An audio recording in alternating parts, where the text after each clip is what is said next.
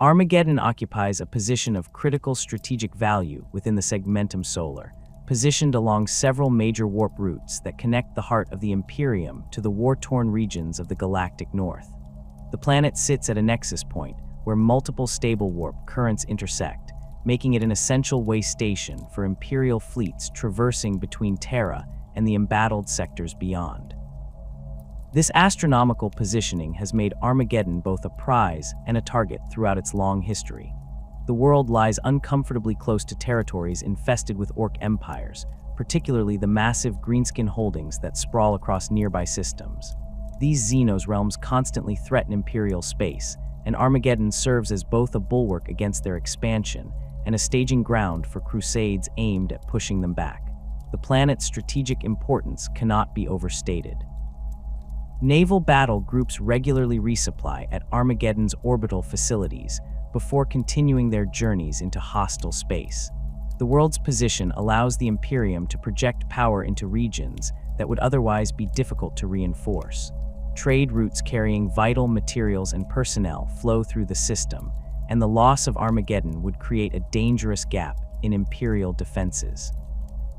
The Administratum has long recognized this vulnerability, which explains the massive investment in the planet's military infrastructure and the substantial garrison forces permanently stationed there. Armageddon itself presents a harsh and unforgiving environment. The planet's equatorial regions are dominated by vast volcanic jungles, where dense vegetation thrives in the oppressive heat generated by constant tectonic activity. These jungles are not the verdant paradises found on more temperate worlds. The plants that grow here have adapted to survive in an atmosphere thick with volcanic ash and sulfurous gases. The foliage is dark and twisted, with leaves that can filter toxins from the air and roots that burrow deep into mineral-rich volcanic soil. Steam vents punctuate the landscape, releasing superheated gases that can strip flesh from bone in seconds. The jungle floor is treacherous, covered in a layer of ash that can suddenly give way to reveal pools of bubbling mud or cracks in the earth that leak poisonous fumes. Beyond the equatorial belt stretch the ash wastes, enormous expanses of gray desolation that cover much of the planet's surface. These wastelands are the result of millennia of volcanic eruptions that have blanketed the land in thick layers of ash and pumice. The ash wastes are not entirely lifeless, but the creatures that survive here are hardy and dangerous. Massive storms sweep across these regions with regularity, carrying clouds of ash that can blind and suffocate the unprepared. Visibility during these storms drops to mere meters, and the ash itself is abrasive enough to strip paint from vehicles and scour exposed skin. The temperature in the wastes fluctuates wildly between the scorching heat of day and the bitter cold of night, making survival without proper equipment nearly impossible. Rising from this inhospitable landscape are Armageddon's hive cities, colossal structures of steel and rockcrete that house billions of souls. Hive Hades stands as one of the largest and most heavily industrialized of these urban mountains. Its lower levels extend deep into the planet's crust, where geothermal energy is harvested to power the countless factories and foundries that operate without pause. The Hive's upper spires pierce the ash-choked atmosphere, their peaks crowned with void shield generators and anti-aircraft batteries. The interior of Hive Hades is a labyrinth of industrial sectors, residential blocks, and commercial districts stacked atop one another in a dizzying vertical arrangement. Transit systems consisting of ancient elevators and maglev trains connect the various levels, though breakdowns are common and often fatal for those caught in the wrong place at the wrong time. Hive Angron occupies a strategic position along one of Armageddon's major transportation corridors.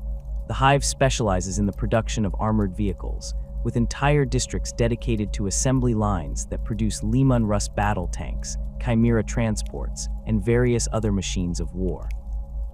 The noise in Acheron's industrial sectors is deafening, a constant roar of heavy machinery, hydraulic presses, and welding torches that never ceases.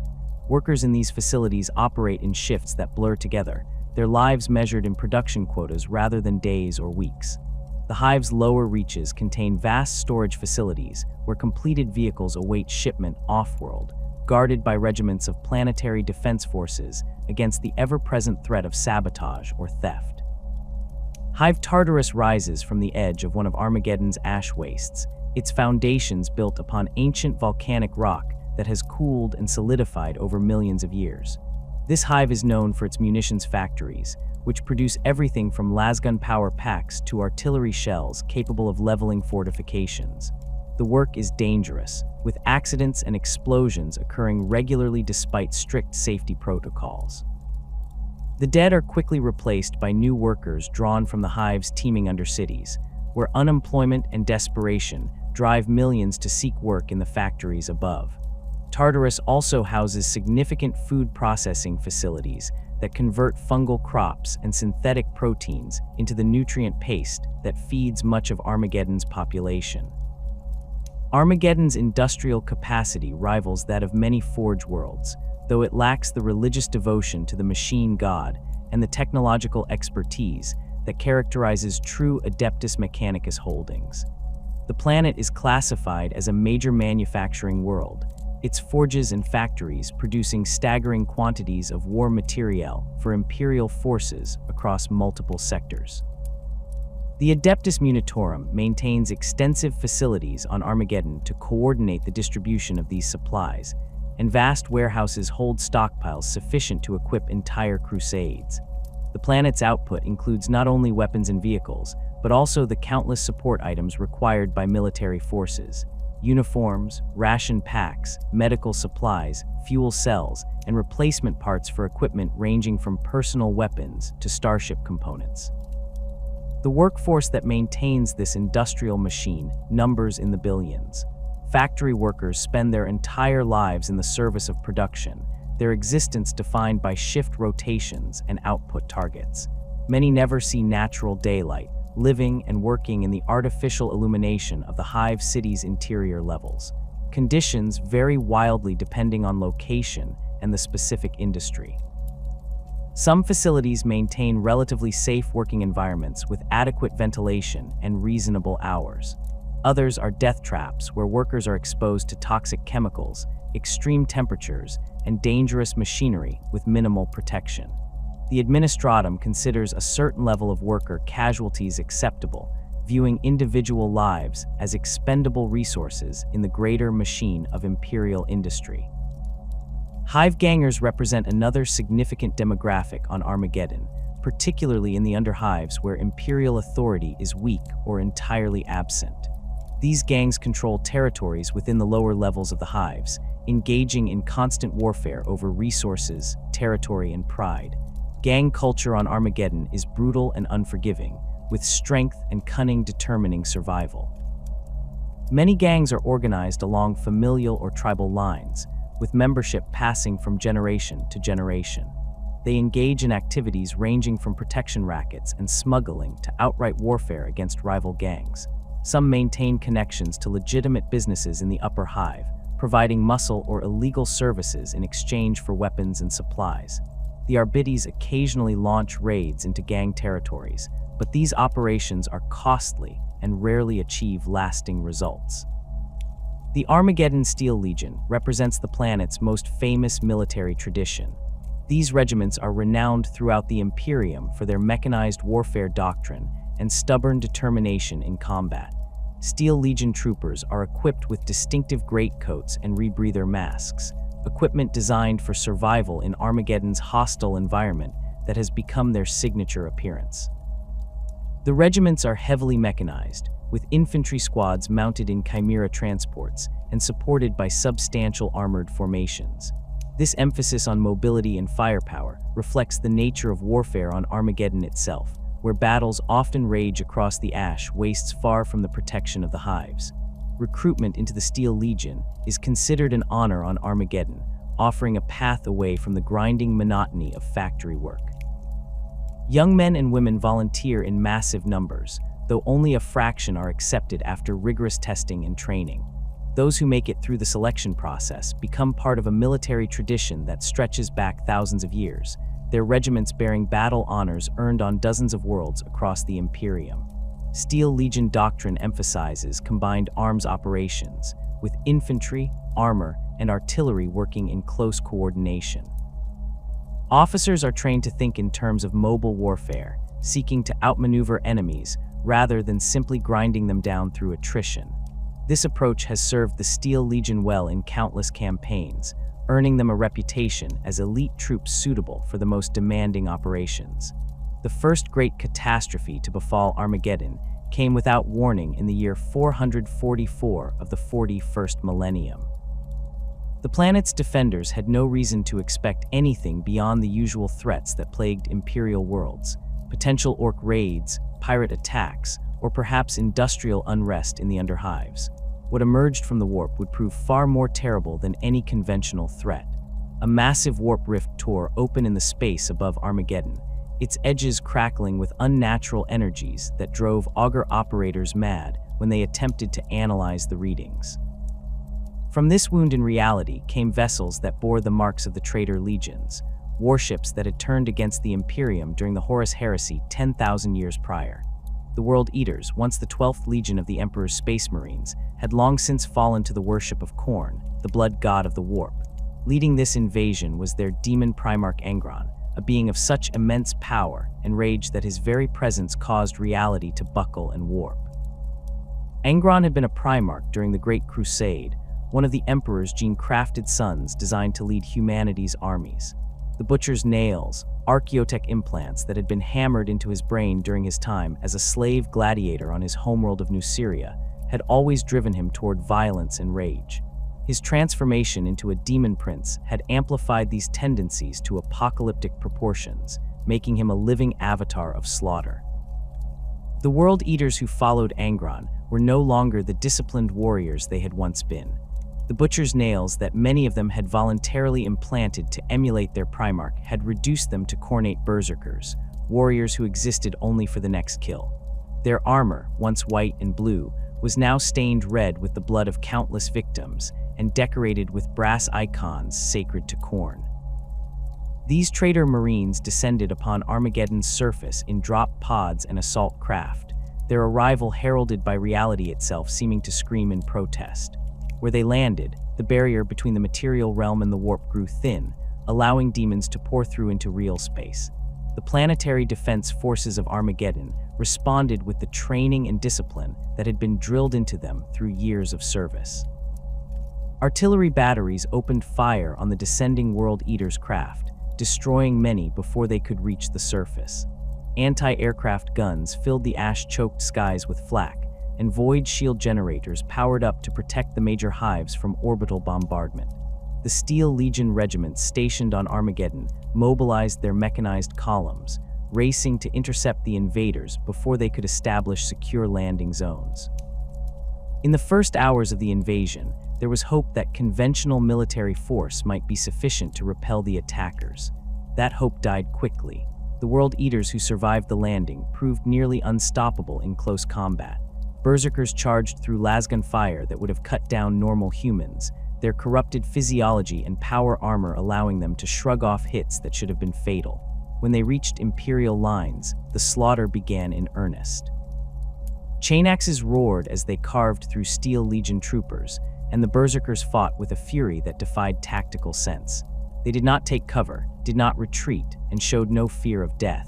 Each kill seemed to drive them into greater heights of violence, their roars of bloodlust audible even over the thunder of battle.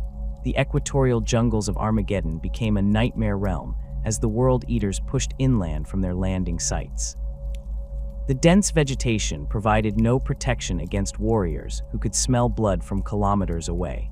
Defense force units that attempted to use the jungle for cover found themselves hunted by berserkers who moved through the undergrowth with terrifying speed. The volcanic heat and toxic atmosphere that normally made the jungles so difficult to traverse meant nothing to traitor Marines in sealed power armor. Entire companies of planetary defense forces were wiped out in running battles through the steaming jungle, their positions overrun by howling madmen who seemed to feel no pain.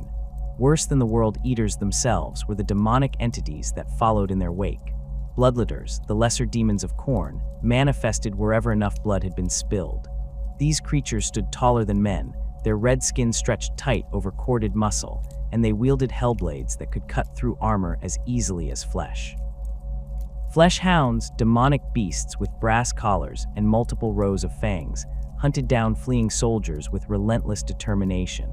The appearance of these warp entities broke the morale of many defense force units who had never been trained to fight such horrors. Officers who tried to rally their troops found themselves facing soldiers whose minds had simply broken under the strain of confronting the impossible. The hive cities became focal points of desperate resistance. Hive Infernus, one of the smaller but strategically important hives, found itself under direct assault by World Eater's forces supported by demonic legions. The hive's outer defenses, designed to repel orc attacks or human raiders, proved woefully inadequate against enemies who could teleport through walls or simply smash through reinforced gates through brute strength. Fighting spread into the hive's lower levels as World Eater's warbands pushed deeper into the structure. The narrow corridors and industrial sectors became killing grounds where neither side could effectively maneuver. Civilians caught in these battles died by the thousands, their blood only serving to strengthen the demonic presence. The administratum officials and military commanders on Armageddon sent desperate astropathic messages calling for aid. The scale of the invasion and the nature of the enemy made it clear that planetary forces alone could not hope to prevail. The presence of a demon Primarch elevated this from a serious threat to an existential crisis. If Angron was not stopped, Armageddon would fall, and the loss of such a strategically vital world would have catastrophic consequences for Imperial control of the entire sector. The Space Wolves chapter responded to the call for aid with characteristic speed and aggression. Logan Grimnar, the Great Wolf who led the chapter, recognized the threat immediately and committed substantial forces to Armageddon's defense. The Space Wolves were a first founding chapter, one of the original 20 legions created by the Emperor during the Great Crusade. They had remained loyal during the Horus Heresy and had fought against traitor forces for 10,000 years. Their warriors were among the finest in the Imperium, and their hatred for traitors burned with particular intensity. The Space Wolves fleet translated from the warp into the Armageddon system and immediately began launching drop pod assaults on World Eater's positions. The arrival of the Space Wolves changed the character of the war. Where planetary defense forces had been overwhelmed by the ferocity of the Berserkers, the Space Wolves met fury with fury. These were warriors who embraced their savage nature, who howled as they charged into battle, and who took pride in close combat prowess. When Space Wolves clashed with World Eaters, the result was carnage on a scale that defied comprehension. Both sides fought with chain weapons and power weapons, seeking to prove their superiority through personal combat. The Space Wolves' tactical discipline gave them an edge that the maddened Berserkers lacked, allowing them to coordinate their assaults and support each other effectively. Alongside the Space Wolves came a force whose presence was known to very few. The Grey Knights, the Chamber Militant of the Ordo Malleus, deployed to Armageddon in absolute secrecy. This chapter of Space Marines had been created specifically to combat demonic threats, and every one of their warriors was a psyker trained in techniques designed to banish warp entities. The Grey Knights wore silver armor inscribed with protective wards and wielded Nemesis force weapons that could harm demons in ways conventional arms could not. Their existence was one of the Imperium's most closely guarded secrets, known only to the highest levels of Imperial authority.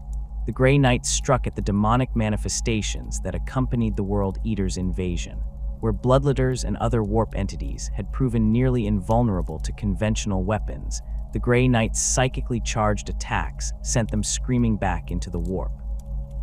Squads of Grey Knights teleported directly into the heart of demonic incursions, their presence alone causing lesser demons to weaken and dissipate.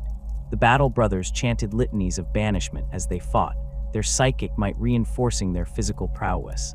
The demons that had terrorized Armageddon's defenders found themselves facing warriors specifically designed to destroy them. The culmination of the war came when Logan Grimnar and the Grey Knights located Angron himself. The demon Primarch had manifested fully in real space, his towering form radiating an aura of rage that drove mortals insane merely by proximity. Angron wielded a massive chain axe in each hand, weapons that had tasted the blood of countless victims over 10 millennia. The battle that followed was apocalyptic in scale. Space Wolves and Grey Knights fought side by side against Angron and his most powerful champions, the combat raging across a landscape that was being torn apart by the psychic energies unleashed. Through coordinated effort and tremendous sacrifice, the Grey Knights managed to perform a banishment ritual that sent Angron howling back into the warp, though the cost in lives was staggering. With their leader banished, the World Eater's forces lost cohesion. Without Angron's presence to anchor them to reality, many of the demons dissipated or fled back into the warp. The surviving berserkers continued to fight with suicidal fury, but they were now isolated warbands rather than a coordinated invasion force. Imperial forces systematically hunted down and destroyed these remnants over the following weeks, though the fighting remained brutal to the end. Armageddon had been saved, but at a terrible price. Entire hives had been damaged or destroyed, millions of civilians were dead, and vast stretches of the planet's surface had been corrupted by chaos energies. The Inquisition arrived in force once the immediate military threat had been neutralized. The Ordo Malleus, the branch of the Inquisition dedicated to combating demonic threats, took control of the aftermath operations. Their assessment of the situation was grim. Millions of Imperial citizens had witnessed demonic manifestations and had been exposed to chaos corruption. The Inquisition's standard protocols for such situations were uncompromising. Knowledge of chaos was considered a form of corruption in itself, capable of leading even loyal citizens into damnation. The Inquisitors determined that the surviving civilian population of Armageddon could not be allowed to retain their memories of what they had witnessed. The decision was made to sterilize the entire surviving population and relocate them to work camps on other worlds. This was not extermination, but it was a sentence to slow death. The sterilized workers would live out their remaining years in forced labor, unable to reproduce, ensuring that their knowledge would die with them. The military forces who had fought against the demons faced an even harsher fate. The Inquisition ordered their execution, reasoning that trained soldiers with knowledge of chaos represented too great a security risk. Thousands of Steel Legion troopers and Planetary Defense Force soldiers who had survived the war were rounded up and systematically killed, their service and sacrifice rewarded with death. Logan Grimnar and the Space Wolves reacted with outrage when they learned of the Inquisition's actions. The Great Wolf had fought alongside these soldiers, had witnessed their courage and loyalty in the face of horrors that would have broken lesser men. The idea of executing them for the crime of defending their world was anathema to everything the Space Wolves stood for. Grimnar confronted the Inquisitors responsible, and the confrontation nearly erupted into open conflict. Only the intervention of cooler heads on both sides prevented a battle between Space Marines and Inquisitorial forces. The Space Wolves withdrew from Armageddon, but the incident created a lasting rift between the chapter and the Inquisition that would persist for centuries. Grimnar never forgave what he viewed as a betrayal of loyal Imperial soldiers, and his anger at the Inquisition's actions would influence his decisions in future conflicts. The aftermath of the First War for Armageddon left the planet in ruins. Entire hive cities had been reduced to rubble, industrial sectors lay silent and gutted, and vast stretches of territory bore the scars of demonic corruption that would take centuries to cleanse. The Inquisition's purge of the surviving population had created a demographic catastrophe, leaving Armageddon critically undermanned at precisely the moment when reconstruction efforts needed to begin. The planet's strategic importance meant that abandonment was never considered as an option. Instead, the Administratum launched one of the largest repopulation initiatives in recent Imperial history, drawing settlers from across multiple sectors to replace the lost population. Transport ships arrived in a steady stream over the following decades, their holds packed with colonists recruited from overcrowded hive worlds, failed agricultural colonies, and worlds whose tithe obligations included population transfers.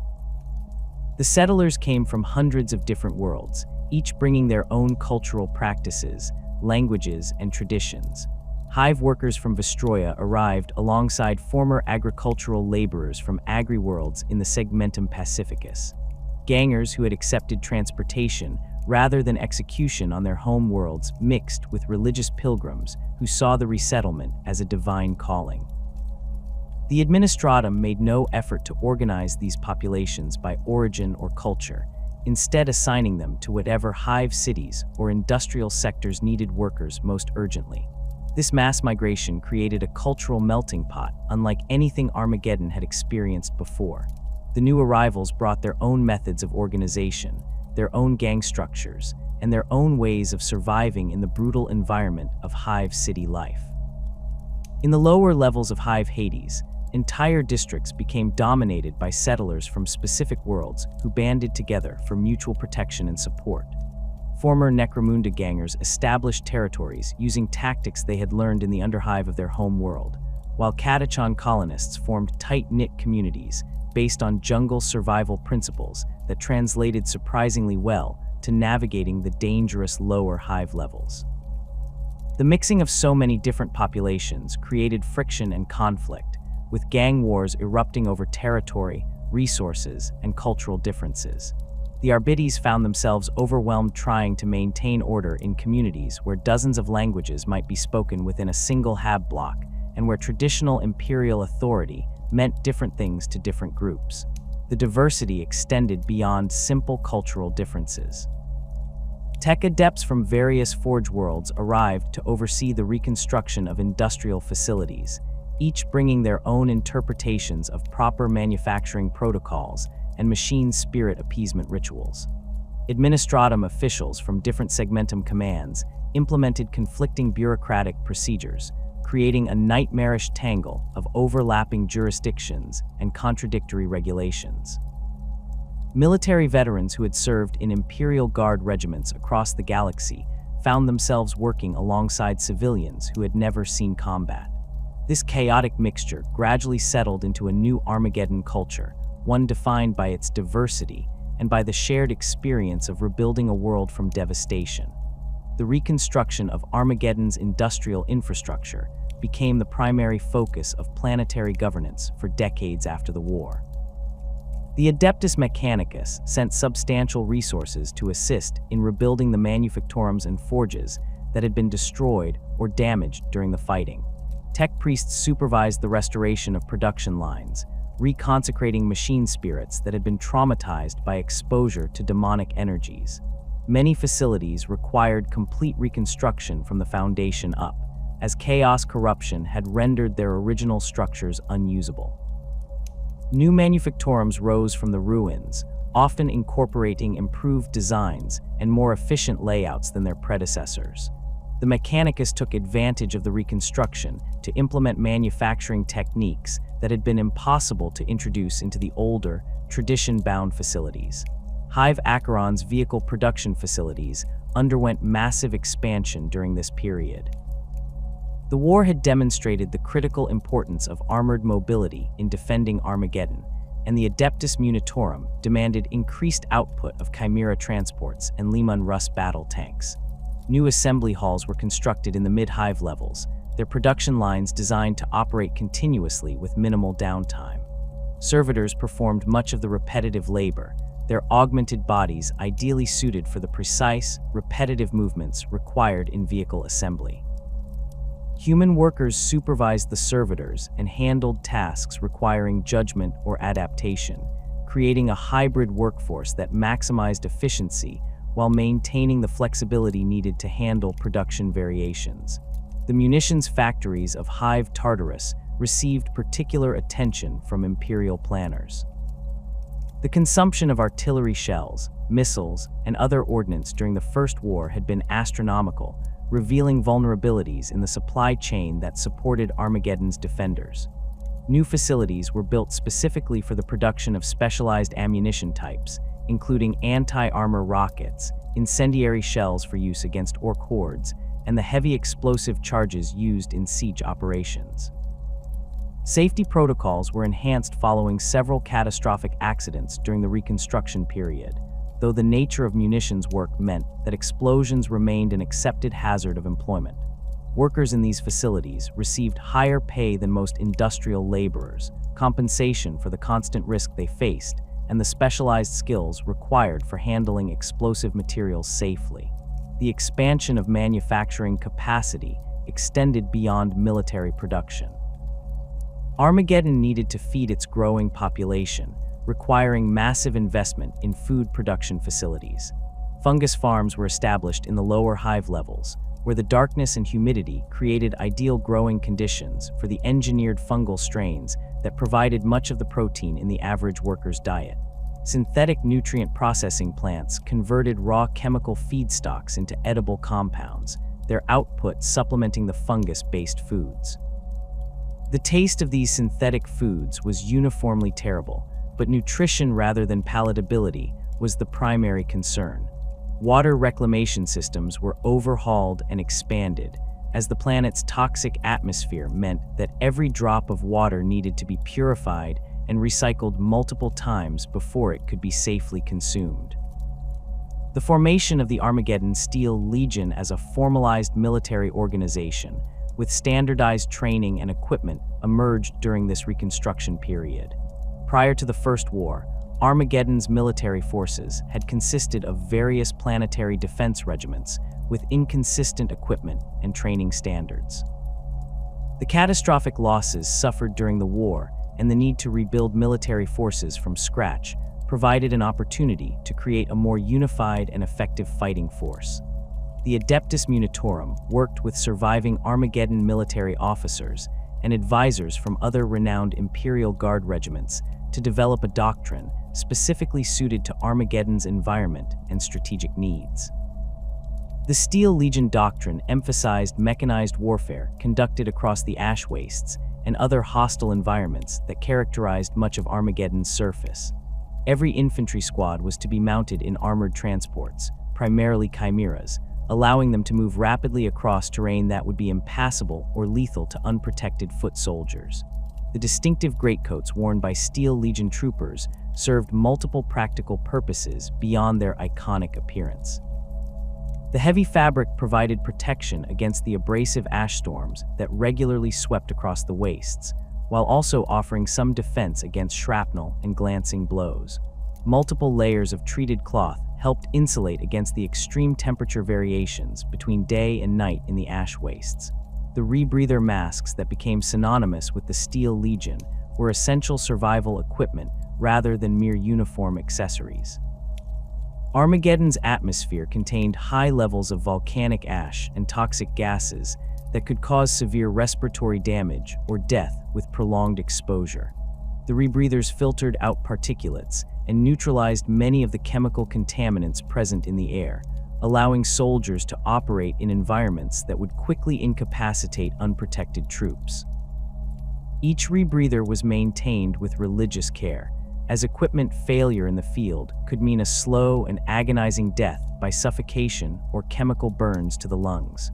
Training facilities for the Steel Legion were established in multiple locations across Armageddon, with the largest complex built near the ash wastes outside Hive Angron. Recruits underwent months of intensive training that covered not only basic infantry skills, but also the specialized knowledge needed to survive and fight in hostile environments. They learned to navigate by compass and dead reckoning when ash storms reduced visibility to nothing, to identify the subtle signs that indicated unstable ground that might collapse into hidden lava tubes, and to maintain their equipment under the harsh conditions of the wastes. Vehicle crews received extensive training in operating and maintaining their chimeras, learning to perform field repairs with minimal tools, and to keep their vehicles running despite the constant infiltration of fine ash into every mechanical system. The Steel Legion's combined arms approach required close integration between infantry, armor, and artillery elements. Training exercises regularly brought together different unit types to practice coordinated operations. Infantry squads learned to work alongside Leman Russ battle tanks, using the armor as mobile fire support, while the tanks relied on the infantry to screen them against close-range threats. Artillery batteries practiced rapid displacement drills, learning to set up, fire, and relocate before enemy counter-battery fire could find them. The emphasis was always on mobility and flexibility, creating a force that could adapt to changing battlefield conditions and exploit opportunities as they arose. Officer training for the Steel Legion focused on developing leaders who could think independently and make rapid decisions in fluid tactical situations. The doctrine explicitly rejected the rigid, hierarchical command structures common in some Imperial Guard regiments, instead encouraging junior officers to show initiative and adapt plans to local conditions. This approach reflected lessons learned during the First War, where units that could respond quickly to unexpected threats had survived, while those waiting for orders from higher command had been overrun. Officers were trained to assess terrain, evaluate enemy capabilities, and coordinate multiple unit types in pursuit of operational objectives. The establishment of enhanced orbital defenses consumed enormous resources, but was considered absolutely essential given the manner of the First War's beginning. The sudden appearance of the World Eater's fleet had demonstrated the vulnerability of Armageddon's orbital space. New weapon platforms were constructed at key points around the planet, massive structures bristling with lance batteries, macro cannons, and torpedo tubes. These platforms operated under the authority of the Imperial Navy, but drew their crews from Armageddon's population, creating a dedicated orbital defense force. Each platform was essentially a small fortress in space, with its own life support systems, ammunition magazines, and repair facilities designed to allow it to operate independently for extended periods. Monitor ships, specialized vessels designed for system defense rather than warp travel, were assigned to permanent patrol duties in the Armageddon system. These ships lacked the warp drives that would allow them to leave the system, but they carried armaments comparable to much larger cruisers. Their role was to intercept any hostile vessels that emerged from the warp before they could reach Armageddon itself. The monitors operated in coordination with the weapon platforms, creating overlapping fields of fire that could concentrate devastating firepower on any point in near-planetary space. Crews aboard the monitors came from Armageddon's naval traditions, sailors who had grown up on the orbital docks and who knew the system's space lanes with intimate familiarity. Early warning systems represented another critical component of the enhanced defenses. Auger arrays were positioned throughout the outer system, their sensors constantly scanning for the telltale distortions that preceded warp translation. These arrays fed data to command centers on Armageddon and aboard the monitor ships, providing advance notice of any vessels entering the system. The warning time might be measured in hours rather than days, but even that brief period could mean the difference between organized resistance and catastrophic surprise. Astropathic choirs were expanded and given enhanced facilities, ensuring that calls for aid could be sent immediately if another major threat emerged. The Administratum was determined that Armageddon would never again face invasion without the rest of the Imperium being alerted to the danger. The Second War for Armageddon began in 940, one of the 41st millennium, when the space hulk Alvius translated from the warp at the edge of the system. Space hulks were nightmarish conglomerations of derelict ships, asteroids, and debris that had been fused together by warp exposure over centuries or millennia of drifting through the immaterium. The Alvius was particularly massive, its bulk comparable to a small moon, and its appearance triggered immediate alarm among Armageddon's orbital defense forces. Auger returns showed the Hulk was not simply drifting on momentum, as most space hulks did, but was under some form of crude propulsion, its trajectory aimed directly at Armageddon itself. The orbital defense platforms opened fire as soon as the Alvius entered weapons range, lance strikes and macro cannon shells slamming into the Hulk's surface. The impacts tore chunks of debris away and vaporized sections of ancient hull plating, but the sheer mass of the space hulk meant that even sustained bombardment could only chip away at its bulk. The monitor ships moved to intercept, their crews preparing boarding actions to investigate what was controlling the Hulk's movement. Before they could close the distance, the Alvius began to break apart. Sections of the Hulk detached in a coordinated sequence that suggested deliberate action rather than structural failure from the bombardment. These fragments, each still the size of a capital ship, began their own powered descents toward Armageddon's surface. The realization of what was happening came too late to prevent the initial landings. The Alvius had not been a derelict at all, but a massive orc assault carrier, its interior packed with hundreds of thousands of greenskins and their war machines. The fragments breaking away were individual orc ships and rock fortresses that had been incorporated into the Hulk's structure, now separating to conduct independent landings across Armageddon. The orbital defenses managed to destroy many of these descending craft, but the sheer number of targets overwhelmed their fire control systems. Dozens of Orc vessels and rocks crashed into Armageddon's surface, their impacts registering on seismographs across the planet. Leading this invasion was warlord Ghazghkull Thraka, an Orc whose name would become synonymous with the wars for Armageddon. Ghazghkull was a prophet of the Orc gods Gork and Mork, a warboss whose visions had united disparate Orc clans into a massive war that had been growing in strength for years before reaching Armageddon. The warlord stood nearly twice the height of a normal Orc, his body encased in massive mega armor that incorporated advanced force field technology and was festooned with trophies taken from defeated enemies. Ghazghkull possessed a degree of tactical cunning, unusual even for an Orc warboss, capable of planning complex operations while still maintaining the brutal directness that characterized greenskin warfare. The Orc landings concentrated in the equatorial regions and the ash wastes, avoiding the heavily defended approaches to the major hive cities in favor of establishing secure beachheads in less protected areas. This strategy demonstrated Ghazghkull's understanding of human defensive thinking. Rather than immediately assaulting the strongest points, the Orcs built up their forces and secured supply lines before launching major offensives. Mechs began assembling the war machines that had been transported in pieces aboard the Space Hulk, their workshops springing up around the landing sites with remarkable speed. Gargants, massive bipedal war engines that towered over buildings, were pieced together from components that had survived the landing. Battle wagons, looted vehicles, and crude Orc tanks rolled off assembly lines that operated with chaotic efficiency. The Steel Legion responded to the invasion with the mechanized doctrine they had spent decades perfecting. Armored columns moved out from the hive cities to engage the Orc landing forces before they could fully consolidate their positions. The first major engagement occurred in the ash wastes east of Hive Hades, where a Steel Legion battle group encountered an Orc formation moving toward the hive. The battle demonstrated both the strengths and limitations of the Steel Legion approach.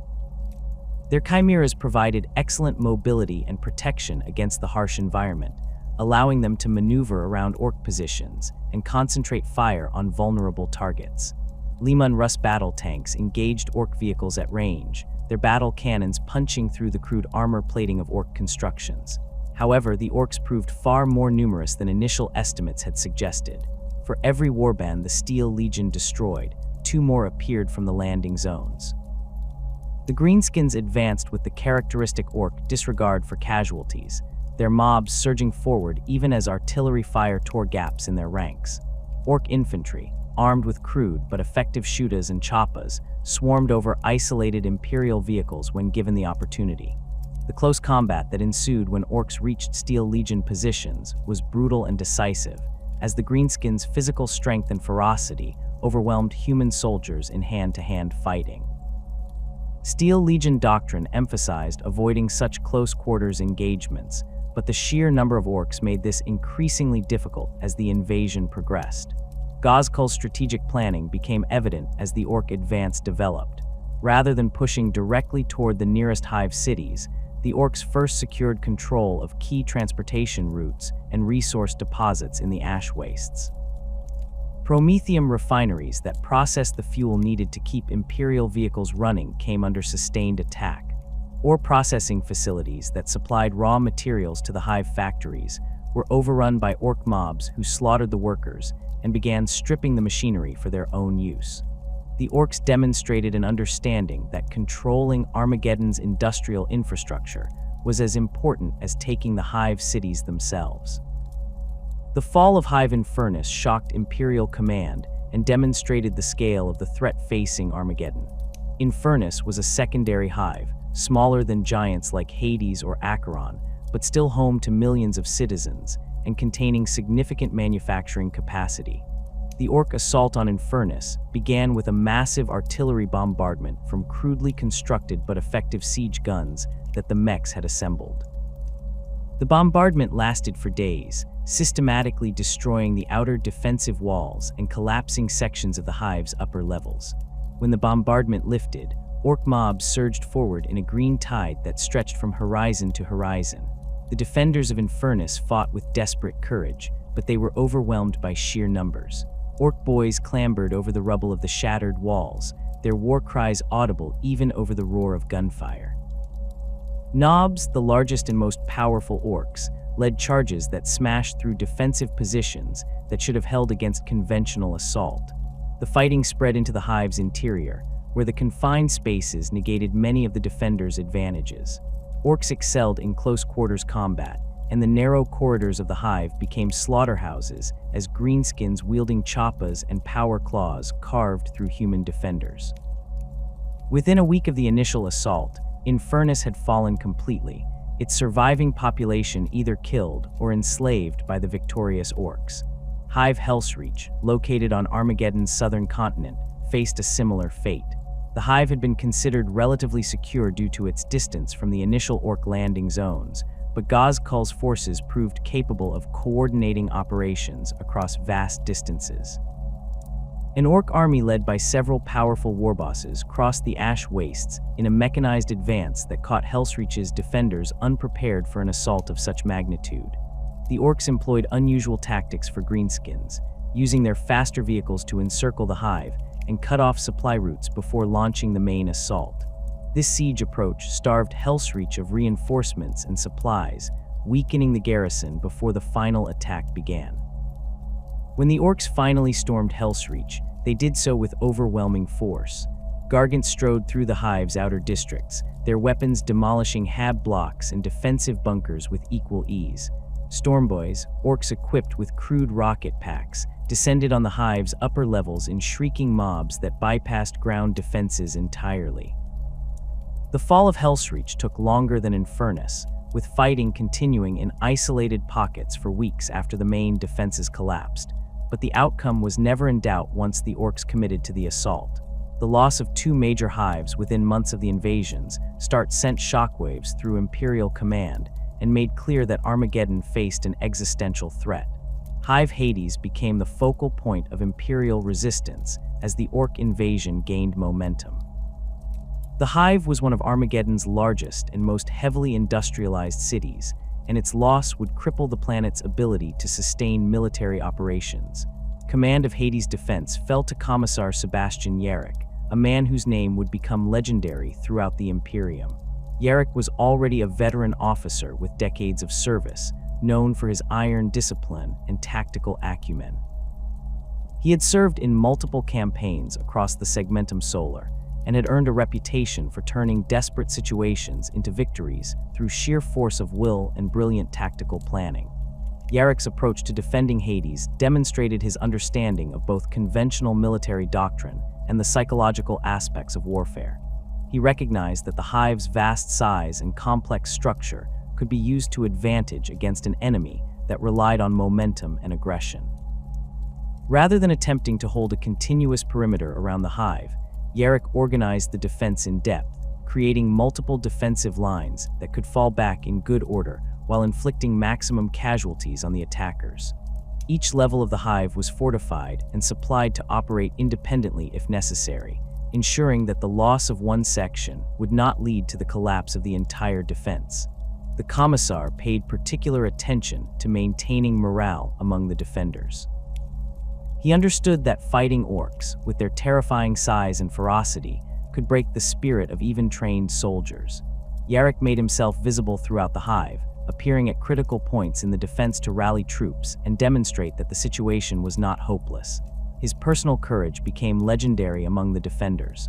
On multiple occasions, Yarrick personally led counterattacks against orc breakthroughs, his bolt pistol and power claw accounting for numerous greenskin casualties. The sight of the Commissar standing firm against charging orc mobs inspired the soldiers around him to hold positions they might otherwise have abandoned. Yarrick's tactical genius manifested in his use of the urban environment to negate orc advantages.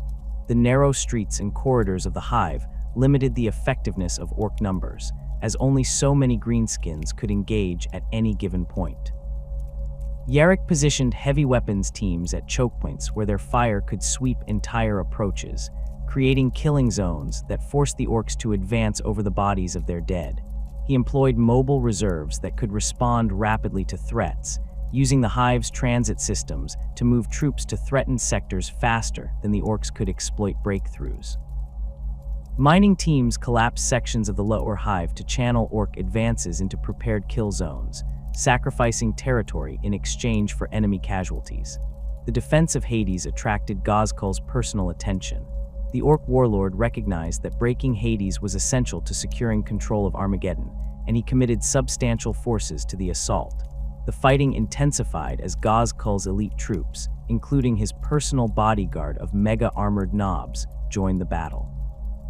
The orcs pushed deeper into the hive despite horrendous casualties, their advance fueled by the Wa energy that grew stronger as more orcs concentrated on the assault. Entire districts became battlegrounds where neither side could claim control, with fighting raging through factories, hab blocks, and transit stations. The confrontation between Yarrick and Ghazghkull occurred in the industrial sectors of Hades' mid-levels. The Commissar was leading a counterattack to retake a manufactorum complex when he encountered the orc warlord and his bodyguard. The battle was brief but savage.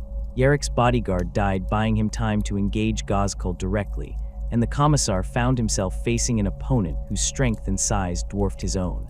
Ghazghkull's power claw tore through Yarrick's defenses, crushing the Commissar's right arm and inflicting wounds that would have killed a lesser man.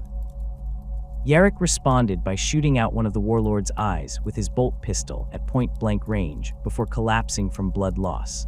Ghazghkull, impressed by the human's courage and fighting spirit, ordered his knobs to leave Yarrick alive. The orc concept of a worthy opponent meant that Ghazghkull wanted Yarrick to survive so they could fight again. This decision would prove significant in the years to come, as Yarrick survived his wounds and returned to the fight with augmetic replacements for his lost arm and eye. The Commissar's bionic eye, rumored to have been fashioned from the very eye he had shot from Ghazghkull's head, became a symbol of his determination and his personal connection to the orc warlord. The arrival of Space Marine reinforcements marked the turning point of the Second War. Multiple chapters responded to Armageddon's calls for aid, recognizing the strategic importance of the world and the threat posed by Ghazghkulls, while the Blood Angels arrived in force, their red-armored warriors bringing the fury of Sanguinius' legacy to bear against the Greenskins. The chapter's assault troops specialized in close-quarters combat, making them ideal for the urban warfare that characterized much of the fighting on Armageddon. Blood Angels' jump pack troops descended on orc positions throughout the hive cities, their chainswords and power weapons carving through greenskin mobs with lethal efficiency. The Ultramarines contributed several companies to Armageddon's defense, their tactical flexibility and adherence to the Codex Astartes providing a stabilizing influence on Imperial operations. Ultramarine commanders coordinated with Steel Legion officers to plan combined operations that leveraged the strengths of both forces. The Space Marines' superior combat abilities and near immunity to the morale effects that plagued human troops made them ideal for spearheading counterattacks and holding critical positions. Ultramarine Devastator squads provided heavy fire support that could destroy orc vehicles and fortifications, while tactical squads secured objectives and eliminated enemy leadership. The Salamanders brought their expertise in close-range firepower and their compassion for human life to the defense of Armageddon. The chapter's flamers and meltaguns proved devastatingly effective against orc hordes, the Prometheum flames incinerating greenskins by the dozen and denying them the close combat they craved. Salamander Tech Marines worked alongside Steel Legion engineers to fortify defensive positions and repair damaged equipment, their skill with technology helping to keep Imperial forces operational despite the grinding nature of the campaign. The Salamanders' willingness to fight alongside human soldiers and their concern for civilian casualties earned them particular respect from Armageddon's defenders. The combined might of multiple Space Marine chapters and the rebuilt Steel Legion gradually turned the tide against the orc invasion. Imperial forces launched coordinated offensives to retake lost territory and relieve besieged hives. The Space Marines' shock assault capabilities allowed them to break through orc lines that had stalled conventional forces for weeks. Ghazghkull found his forces increasingly on the defensive as Imperial reinforcements continued to arrive, and the initial momentum of the war began to fade. The Orc warlord demonstrated his tactical acumen by recognizing when the situation had turned against him and ordering a fighting withdrawal rather than allowing his forces to be destroyed piecemeal. The Orc retreat was not a rout, but a calculated extraction that preserved much of Ghazghkull's military strength. The warlord consolidated his forces at key landing sites and fought a series of delaying actions that bought time for his mechs to prepare ships for evacuation. Imperial forces pursued aggressively, seeking to destroy the Orc army before it could escape, but Ghazghkull's rearguard actions inflicted heavy casualties on the pursuers. The final evacuation saw thousands of Orcs escaping Armageddon aboard crewed spacecraft and captured Imperial vessels, their departure marking the end of the major combat operations, but not the complete elimination of the Orc threat. The warning signs of Ghazghkull's return began appearing across multiple sectors in the years following 997 of the 41st millennium.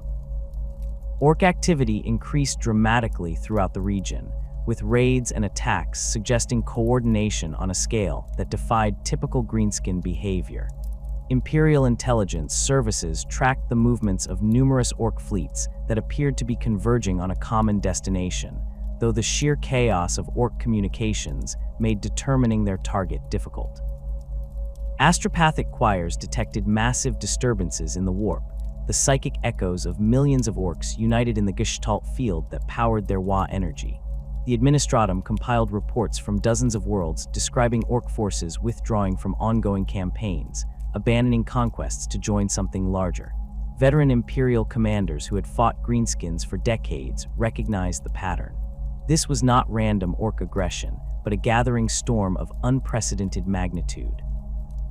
Armageddon received confirmation of the threat when long-range auger stations at the edge of the system detected the warp signatures of an approaching fleet.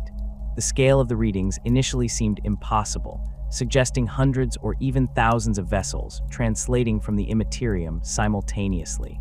System defense commanders assumed the augers were malfunctioning or that some form of warp phenomenon was distorting the readings. When the Orc fleet materialized in real space, the full horror of the situation became apparent. Ghazghkull had returned with a Wa that dwarfed his previous invasion by an order of magnitude. The Greenskin Armada filled orbital space with crewed warships, converted freighters, space hulks, and rock fortresses. Millions upon millions of Orcs had come to Armageddon, drawn by Ghazghkull's vision and the promise of the greatest fight the galaxy had seen in generations. The orbital defenses that had been enhanced after the First War opened fire immediately, but the sheer number of targets overwhelmed their capacity to respond effectively. Lance batteries and macro cannons destroyed dozens of Orc vessels, but hundreds more pushed through the defensive fire. The Monitor ships engaged the largest Orc warships in brutal close-range combat, their guns tearing into greenskin hulls even as Orc weapons battered their shields and armor. Several Monitors were lost in the opening hours of the battle, their crews fighting to the last as Orc boarding parties overwhelmed their decks.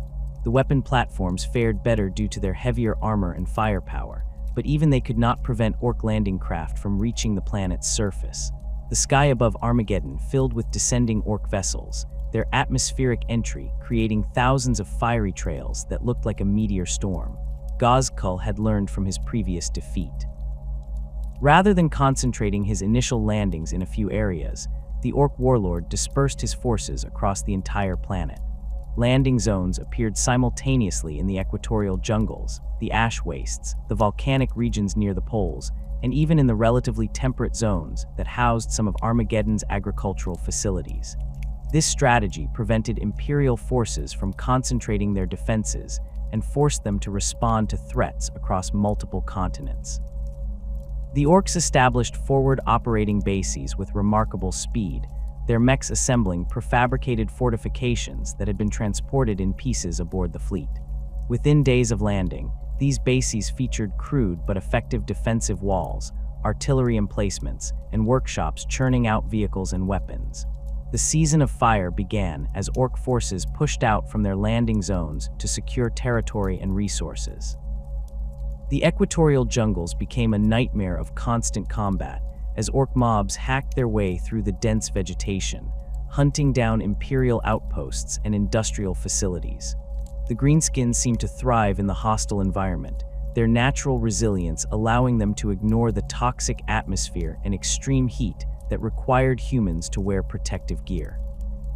Orc commandos infiltrated deeper into the jungles ahead of the main forces, sabotaging Imperial positions and gathering intelligence on defensive deployments. The thick canopy and constant volcanic activity made aerial reconnaissance difficult, forcing Imperial commanders to rely on ground patrols that frequently disappeared without trace. In the ash wastes, orc speed freaks and their ramshackle vehicles raced across the gray desolation in great roving bands. These mobs attacked supply convoys, isolated outposts, and small settlements with hit-and-run tactics that exploited their vehicles' crude speed. The orcs converted captured Imperial transports into their own war machines, welding on additional armor plates and weapons with no concern for the original design. Mechboys established workshops in the wastes where they could work without interference, their forges producing a constant stream of buggies, trucks, and bikes. The ash storms that regularly swept across these regions provided cover for orc movements, with entire formations appearing out of the gray clouds to fall upon surprised defenders. The volcanic regions near Armageddon's poles attracted substantial orc attention due to the geothermal power facilities located there. These installations tapped the planet's internal heat to generate enormous amounts of electricity that powered the hive city's industries. Orc forces assaulted these facilities with determination, recognizing their strategic value even if they could not articulate it in human terms. The fighting around the geothermal plants was particularly brutal, with battles raging across landscapes of cooling lava flows and active volcanic vents. Imperial engineers attempted to destroy the facilities rather than let them fall into orc hands, but greenskin assaults often overran the positions before demolition charges could be set. Several plants fell intact, their capture allowing orcs to power their own industrial operations and depriving Imperial hives of critical energy supplies. Commissar Yarrick emerged from retirement to coordinate Armageddon's global defense. The aging warrior had spent the years since the Second War preparing for Ghazghkull's inevitable return, studying orc tactics and psychology while organizing the planet's military infrastructure. Yarrick's reputation preceded him, and his presence on Armageddon provided a focal point for Imperial resistance. The Commissar established his command center in Hive Hades, the city he had successfully defended during the previous war. From there, he coordinated the deployment of Steel Legion regiments, planetary defense forces, and the massive influx of reinforcements arriving from across the Imperium. Yarrick's strategic vision encompassed the entire planet, treating Armageddon as a single battlefield with multiple interconnected fronts rather than a collection of isolated engagements. The Adeptus Astartes responded to Armageddon's plight with unprecedented commitment. Over 20 Space Marine chapters deployed forces to the war, recognizing both the strategic importance of the world and the opportunity to strike a major blow against one of the most dangerous orc warlords in the galaxy. The Black Templars arrived in force, their crusading zeal making them natural participants in such a massive conflict. The chapter's aggressive doctrine and preference for close combat suited them well for urban warfare in the hive cities. Black Templar sword brethren carved through orc positions with chainswords and power weapons, their black armor soon stained with greenskin blood. The chapter's chaplains led their brothers in prayers of hate against the Xenos, their spiritual fury matching their physical prowess. The Salamanders returned to Armageddon, their previous service during the Second War having created bonds with the planet's defenders. The chapter's tech marines proved invaluable in maintaining the massive amounts of equipment required for the war effort, working alongside Mechanicus adepts to keep vehicles and weapons operational.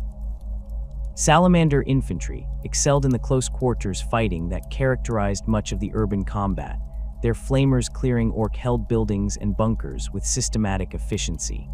The chapter's concern for civilian casualties sometimes put them at odds with other Imperial commanders who advocated more ruthless tactics, but their effectiveness in combat was undeniable. The Blood Angels committed substantial forces, including elements of their Death Company, the chapter's afflicted brothers whose black rage drove them to seek death in combat. These warriors were unleashed against the largest orc concentrations, their suicidal fury matching the greenskins' own aggression. Death Company Marines fought without regard for their own survival, tearing through orc mobs with a violence that shocked even veteran observers. The Blood Angels' sanguinary guard and assault squads provided more controlled but equally lethal combat power, their jump packs allowing them to strike at critical points across the battlefield. The chapter's librarians worked to counter orc psychers, the weird boys whose uncontrolled powers could devastate entire companies if left unchecked. The Ultramarines brought their organizational expertise and tactical flexibility to bear on the complex logistics of defending an entire world. Ultramarine officers coordinated with Imperial Guard commanders to establish supply lines, rotation schedules, and reinforcement protocols that kept forces in the field supplied and rested. The chapter's adherence to the Codex Astartes provided proven tactical solutions to common battlefield problems, though Ultramarine commanders proved willing to adapt when faced with situations the Codex did not adequately address. Ultramarine Devastator squads established fire bases that provided supporting fire for advancing Steel Legion columns, their heavy weapons destroying orc vehicles and fortifications that conventional forces struggled to crack. Hive Acheron became a critical battleground as orc forces pushed toward the city from multiple directions. The Hive's vehicle production facilities made it a strategic target, and Ghazghkull committed substantial forces to its capture. The approaches to Acheron became killing fields, where Steel Legion armored columns clashed with orc mechanized formations in running battles across the ash wastes. Leman Russ battle tanks dueled with orc battle wagons at ranges where both sides' weapons could penetrate armor, the engagements decided by crew skill and tactical positioning. Imperial artillery batteries established positions in the wastes and pounded orc concentrations, though counter-battery fire from orc big guns forced frequent relocations. The fighting around Acheron consumed entire regiments, with units being rotated out of the line only when their combat effectiveness dropped below acceptable levels. Hive Volcanus, situated near active volcanic regions, faced assault from orc forces that had secured the nearby geothermal facilities. The orcs used their captured power sources to operate heavy industrial equipment, building siege engines and super heavy vehicles that could threaten even well-defended Hive cities. The approaches to Volcanus were naturally treacherous, with lava flows and unstable ground limiting the routes available for large-scale assault. The defenders used this terrain to their advantage, channeling orc attacks into prepared kill zones where concentrated fire could inflict maximum casualties. However, the orcs' numerical superiority meant they could afford losses that would have broken human armies, and they pushed forward despite horrendous casualties. The siege of Hive Hellsreach became one of the war's defining struggles. The Hive had been rebuilt after its fall during the Second War, its defenses enhanced based on lessons learned from that disaster. The Black Templars assumed primary responsibility for Hellsreach's defense, with Reclusiarch Grimaldus becoming the public face of the resistance. The chaplain's oratory skills and personal courage inspired both Space Marines and human defenders to extraordinary acts of valor. Hellsreach's docks and industrial sectors became contested ground where neither side could claim complete control, with buildings changing hands multiple times as attacks and counterattacks surged back and forth. The Black Templars fought with characteristic zeal, their assault squads clearing orc-held structures in brutal room-to-room combat. Hive Hades once again became a focal point of fighting, with Yarrick directing its defense while simultaneously coordinating global strategy. The Commissar's command style involved personal leadership at critical moments, appearing at threatened sectors to rally defenders and demonstrate that the situation remained under control. Yarrick's augmetic eye, rumored to have been crafted from technology salvaged from his previous encounter with Ghazghkull, became a symbol that spread through both Imperial and Orc forces. Greenskins began to recognize the Commissar, some seeking him out specifically for the honor of killing such a renowned enemy. This attention actually aided Imperial efforts by drawing Orc forces toward prepared positions where they could be destroyed efficiently. The grinding nature of the Third War differed significantly from the previous conflicts. Where the Second War had featured dramatic swings in momentum and clear phases of offensive and defensive operations, the Third War settled into attritional warfare across multiple fronts. Neither side could achieve decisive breakthroughs that would fundamentally alter the strategic situation. Imperial forces held the major hive cities and maintained control of enough industrial capacity to sustain their war effort, but they could not push the orcs off the planet entirely. The Greenskins controlled vast stretches of territory and continued to receive reinforcements as more orcs arrived in system. Drawn by the psychic beacon of the ongoing the war became a test of endurance, with both sides committing to a struggle that showed no signs of ending. The strategic situation across Armageddon by early 999 of the 41st millennium had crystallized into several major theaters of operation, each critical to the overall outcome of the war. Imperial command recognized that while holding the hive cities remained essential, the battles being fought in the ash wastes and industrial zones would determine whether Armageddon could maintain the production capacity needed to sustain its defense. The orcs had learned from their previous defeat and now sought to strangle the planet's economy rather than simply batter themselves against fortified hive cities until their momentum broke. Hive Hades stood as both a practical and symbolic objective for the orc forces. The city had defied Ghazghkull during the Second War under Yarrick's leadership, becoming a rallying point for Imperial resistance and a source of frustration for the orc warlord. The hive's industrial output remained substantial despite the ongoing war, its manufactorums continuing to produce ammunition, weapons, and equipment for Imperial forces across the planet. Ghazghkull committed significant resources to reducing Hades, assigning some of his most capable subordinate warbosses to coordinate the assault. The orc approach to besieging Hades demonstrated the unusual sophistication that characterized this war, with greenskin forces establishing supply lines and forward bases rather than simply charging directly at the hive's defenses. The orcs constructed a network of fortified camps in the ash wastes surrounding Hades, each serving as a staging point for attacks and a workshop where mechs could maintain vehicles and weapons. These camps featured crude but effective earthwork defenses, with walls of compacted ash reinforced with scrap metal and salvaged materials. Orc big guns were positioned to bombard Hades' outer districts, their shells falling randomly across residential and industrial sectors, with no discrimination between military and civilian targets. The constant bombardment served both practical and psychological purposes, damaging infrastructure while wearing down the morale of defenders who never knew when the next shell would land. Imperial forces responded with aggressive patrol operations designed to disrupt orc supply lines and destroy the forward camps before they could become permanent fixtures. Steel Legion armored columns ventured into the ash wastes under cover of the frequent storms, using the reduced visibility to approach orc positions undetected. These raids achieved mixed success. When the Steel Legion could catch orc forces unprepared, their concentrated firepower destroyed camps and killed hundreds of greenskins before withdrawing. However, orc sentries proved surprisingly alert, and many raids devolved into running battles across the wastes, where Imperial advantages in coordination and firepower were offset by orc numbers and resilience. The defense of Hades' perimeter required constant vigilance and rapid response to orc probing attacks. The city's outer defensive wall, rebuilt and strengthened after the Second War, stretched for dozens of kilometers around the hive's base. Guard towers equipped with searchlights and heavy weapons covered approaches, while minefields and razor wire created obstacles that channeled attackers into predetermined kill zones.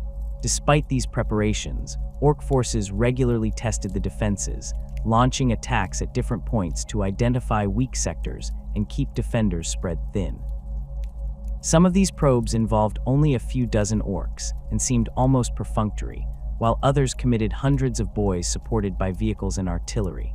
The most serious assault on Hades during this phase came when an orc force led by warboss Urgok, the Unstoppable, broke through the eastern defensive sector.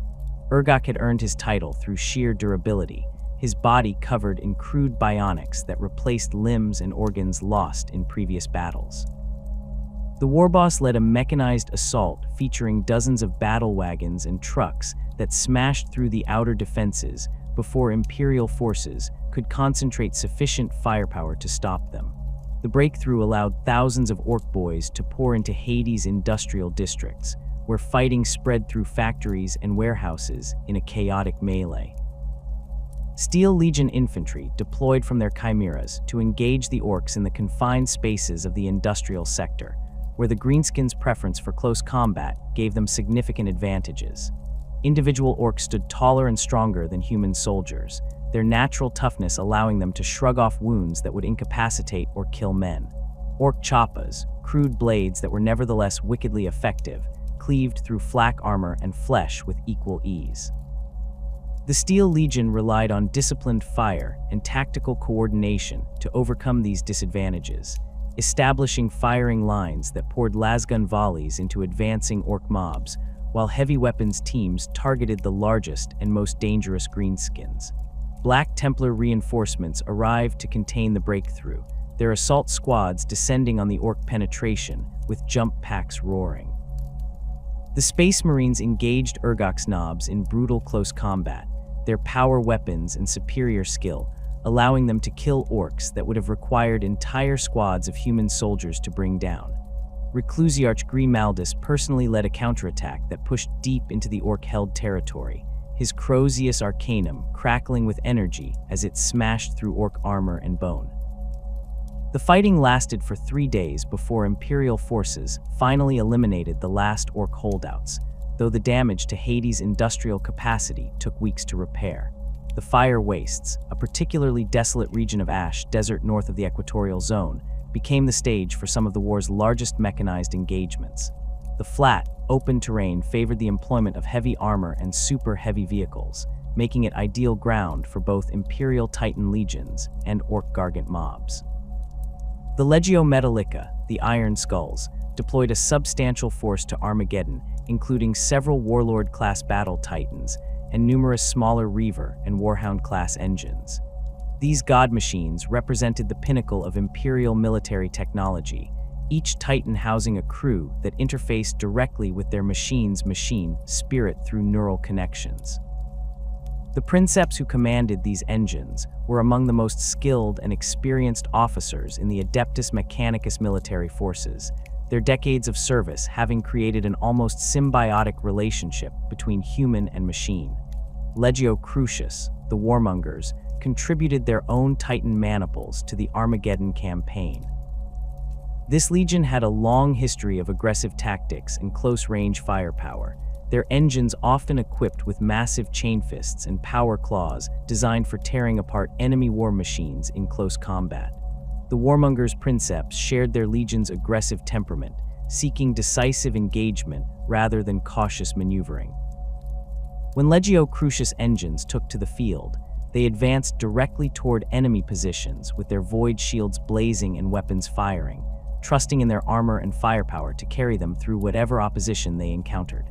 The orcs responded to the Titan deployments with their own super heavy constructions.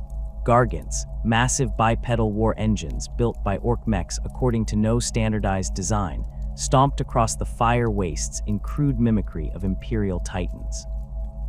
Each Gargant was unique, its weapons and systems cobbled together from whatever materials the mechs could scavenge or loot.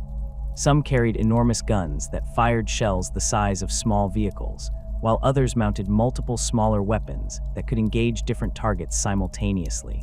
Gargants lacked the sophisticated targeting systems and void shields of Imperial Titans, but they compensated with raw firepower and the ability to absorb tremendous damage before their structure finally collapsed.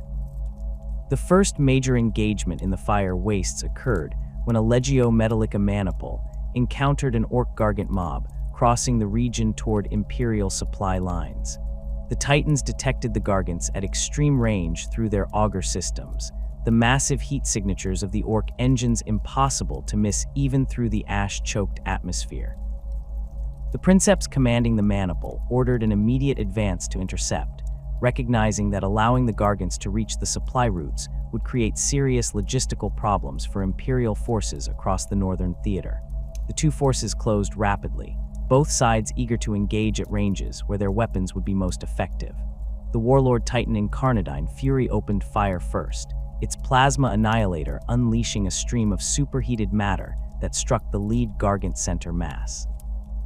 The plasma burned through the Gargant's crude armor plating and detonated ammunition stores inside the war engine, causing a catastrophic explosion that scattered debris across hundreds of meters.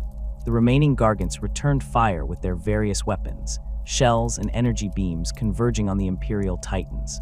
The warlord's void shields flared as they absorbed the incoming fire, the protective energy barriers dissipating the kinetic and thermal energy before it could damage the Titan's armor. The shields could only absorb so much punishment before collapsing, however, and the sheer volume of fire from multiple Gargants began to overload the generators.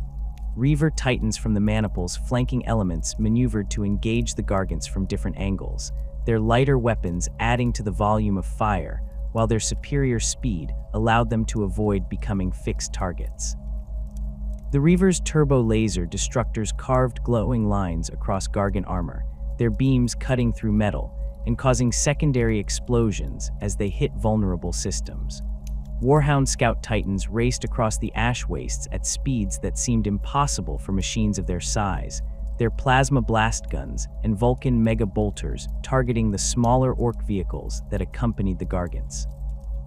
These Stompas and battle fortresses posed less threat to Titans than the Gargants themselves, but they could damage support vehicles and infantry if left unchecked.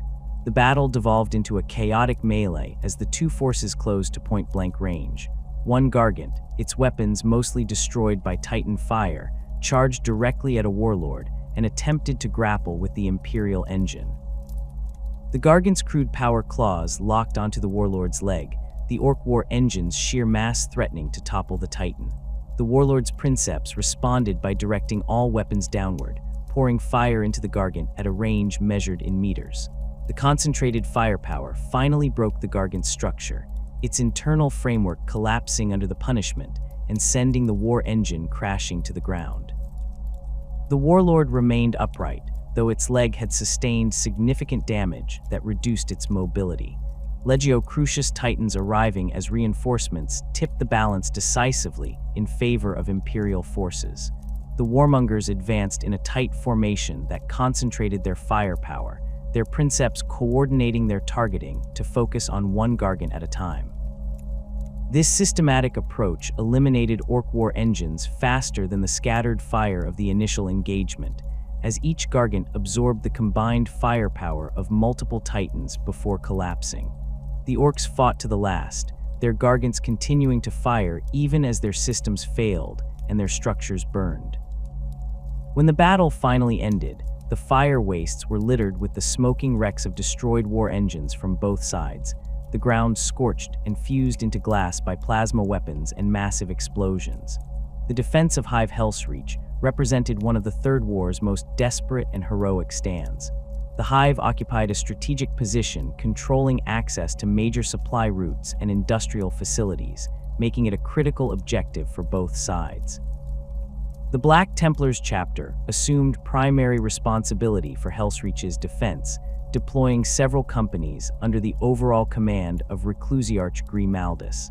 The chaplain had earned his position through decades of service and proven himself in countless battles, but Hellsreach would test him in ways he had never experienced. Grimaldus initially struggled with what he perceived as a secondary assignment, believing his talents would be better employed in offensive operations rather than static defense. The Orc assault on Hellsreach began with weeks of artillery bombardment that systematically destroyed the Hive's outer defenses and damaged infrastructure throughout the city. Orc big guns positioned in the surrounding ash wastes fired continuously, their crews caring nothing for ammunition conservation or barrel wear. The bombardment killed thousands of civilians and destroyed numerous industrial facilities before the main assault even began. Imperial counter-battery fire destroyed some of the Orc guns, but new ones appeared to replace them faster than they could be eliminated. The constant shelling wore on defenders' nerves, the unpredictable impacts making it impossible to feel safe anywhere in the Hive. When the Orc ground assault finally came, it struck Hellsreach from multiple directions simultaneously. Ghazghkull had assigned several powerful warbosses to coordinate the attack, giving them enough autonomy to respond to local conditions while maintaining overall strategic coherence. Orc mobs surged toward the hive's walls in green tides that seemed endless, their numbers replenished by reinforcements arriving from landing zones in the wastes. The initial assaults tested Imperial defenses across the entire perimeter, identifying weak points and forcing defenders to commit reserves to threatened sectors. The Temple of the Emperor Ascendant, a massive cathedral located in Hellsreach's central district, became Gree Maldus's command post and a symbol of resistance for the hive's defenders. The Reclusiarch established his headquarters in the temple's upper levels, where he could coordinate the defense while remaining visible to the troops fighting throughout the city. Gree Maldus led by personal example, appearing at critical points in the fighting to rally defenders and demonstrate that the Space Marines had not abandoned them. His black armor, decorated with the chapter's crosses and purity seals, became a rallying symbol that spread through both military and civilian defenders. The Docks district of Hellsreach saw particularly intense fighting as orcs pushed to capture the facilities that handled incoming supplies and reinforcements. The Black Templars deployed squads throughout the docks to hold critical positions, their superior combat abilities allowing small numbers of Space Marines to hold against vastly larger orc forces. Tactical squads established firing positions in warehouses and cargo facilities, their bolters cutting down orcs as they advanced through the narrow spaces between buildings. Assault squads used their jump packs to rapidly redeploy between threatened positions, their chainswords and power weapons carving through any orcs that managed to close to melee range. Salamander's forces deployed to Hellsreach focused their efforts on protecting civilian populations trapped by the fighting. The chapter established evacuation routes that allowed non-combatants to withdraw from threatened districts toward more secure areas of the hive. Salamander squads escorted refugee columns through active combat zones, their presence deterring orc attacks while their weapons cleared obstacles. The chapter's flamers proved particularly effective in the close confines of Hellsreach's streets, where the Prometheum flames could sweep entire approaches clear of greenskins. Salamander Tech Marines worked to maintain the hive's critical infrastructure, repairing power systems and water distribution networks that had been damaged by orc bombardment. The fighting for Hellsreach continued for months without either side achieving decisive advantage. Orc forces controlled portions of the outer districts and had pushed into some mid-level sectors, but the Black Templars and their allies maintained control of the hive's core and its most critical facilities. The battle became a grinding attritional struggle, where both sides fed reinforcements into the meat grinder and measured progress in city blocks rather than districts. Individual buildings changed hands multiple times as attacks and counterattacks surged back and forth, their interiors becoming charnel houses filled with the dead of both sides. Coordinated operations involving multiple Space Marine chapters became increasingly common as Imperial Command recognized the need for combined arms approaches to counter orc numbers. The Ultramarines organized several major offensives that brought together elements from different chapters under unified command structures. These operations required careful planning to account for the different combat doctrines and organizational structures of the participating chapters, but when properly coordinated, they achieved results that individual chapter operations could not match. One such offensive targeted a major orc supply hub in the Ash Wastes, with Ultramarine and Blood Angel forces conducting a joint assault supported by Steel Legion armor and artillery. The assault began with an artillery barrage that suppressed orc defensive positions, while Imperial forces maneuvered into attack positions. Blood Angel's assault squads descended on the orc fortifications from above, their jump packs allowing them to bypass outer defenses and strike directly at command positions. The sudden appearance of Space Marines deep within their lines disrupted orc coordination and created chaos that the ground assault exploited. Ultramarine tactical squads advanced methodically through the orc positions, their bolter fire eliminating greenskins with practiced efficiency, while their officers coordinated the advance to maintain unit cohesion. Steel Legion Chimeras delivered infantry directly into the orc compound, their multi-lasers providing supporting fire as the troops dismounted and cleared buildings. The orcs fought back with characteristic ferocity, their numbers allowing them to absorb casualties that would have broken human armies while continuing to resist. Knobs led counterattacks that temporarily pushed Imperial forces back, their power claws and big choppas killing space marines who had survived dozens of previous battles. The fighting devolved into a brutal close-quarters melee where the outcome hung in balance for hours. Only the arrival of additional reinforcements finally tipped the scales, allowing Imperial forces to complete the destruction of the Orc supply hub and withdraw with their objectives accomplished. Similar operations occurred across Armageddon as Imperial command sought to degrade Orc capabilities through systematic targeting of their logistics and command structure. The Third War had become a conflict of endurance where neither side could achieve the rapid, decisive victory they sought, transforming Armageddon into a charnel house where millions died in battles that gained or lost only small amounts of territory. The war continued with no end in sight, its outcome dependent on which side could maintain the will and resources to continue fighting longest. The wars for Armageddon produced heroes and villains whose names would echo through Imperial history for generations, their actions shaping not only the outcome of the conflicts, but the very character of warfare in the 41st millennium. These individuals represented the extremes of human courage and orc cunning, their personal confrontations becoming legend even as millions of nameless soldiers fought and died in the ash wastes and hive cities below. Commissar Sebastian, Yarrick stood as the most recognizable face of Imperial resistance on Armageddon, his name becoming synonymous with the planet's defense across 3 separate wars. Born on the hive world of Cadia, Yarrick had risen through the ranks of the Officio Prefectus through a combination of tactical brilliance and absolute dedication to the Imperial cause. His early career saw service across multiple war zones, where he earned a reputation for turning desperate situations into victories through force of will and innovative tactical thinking.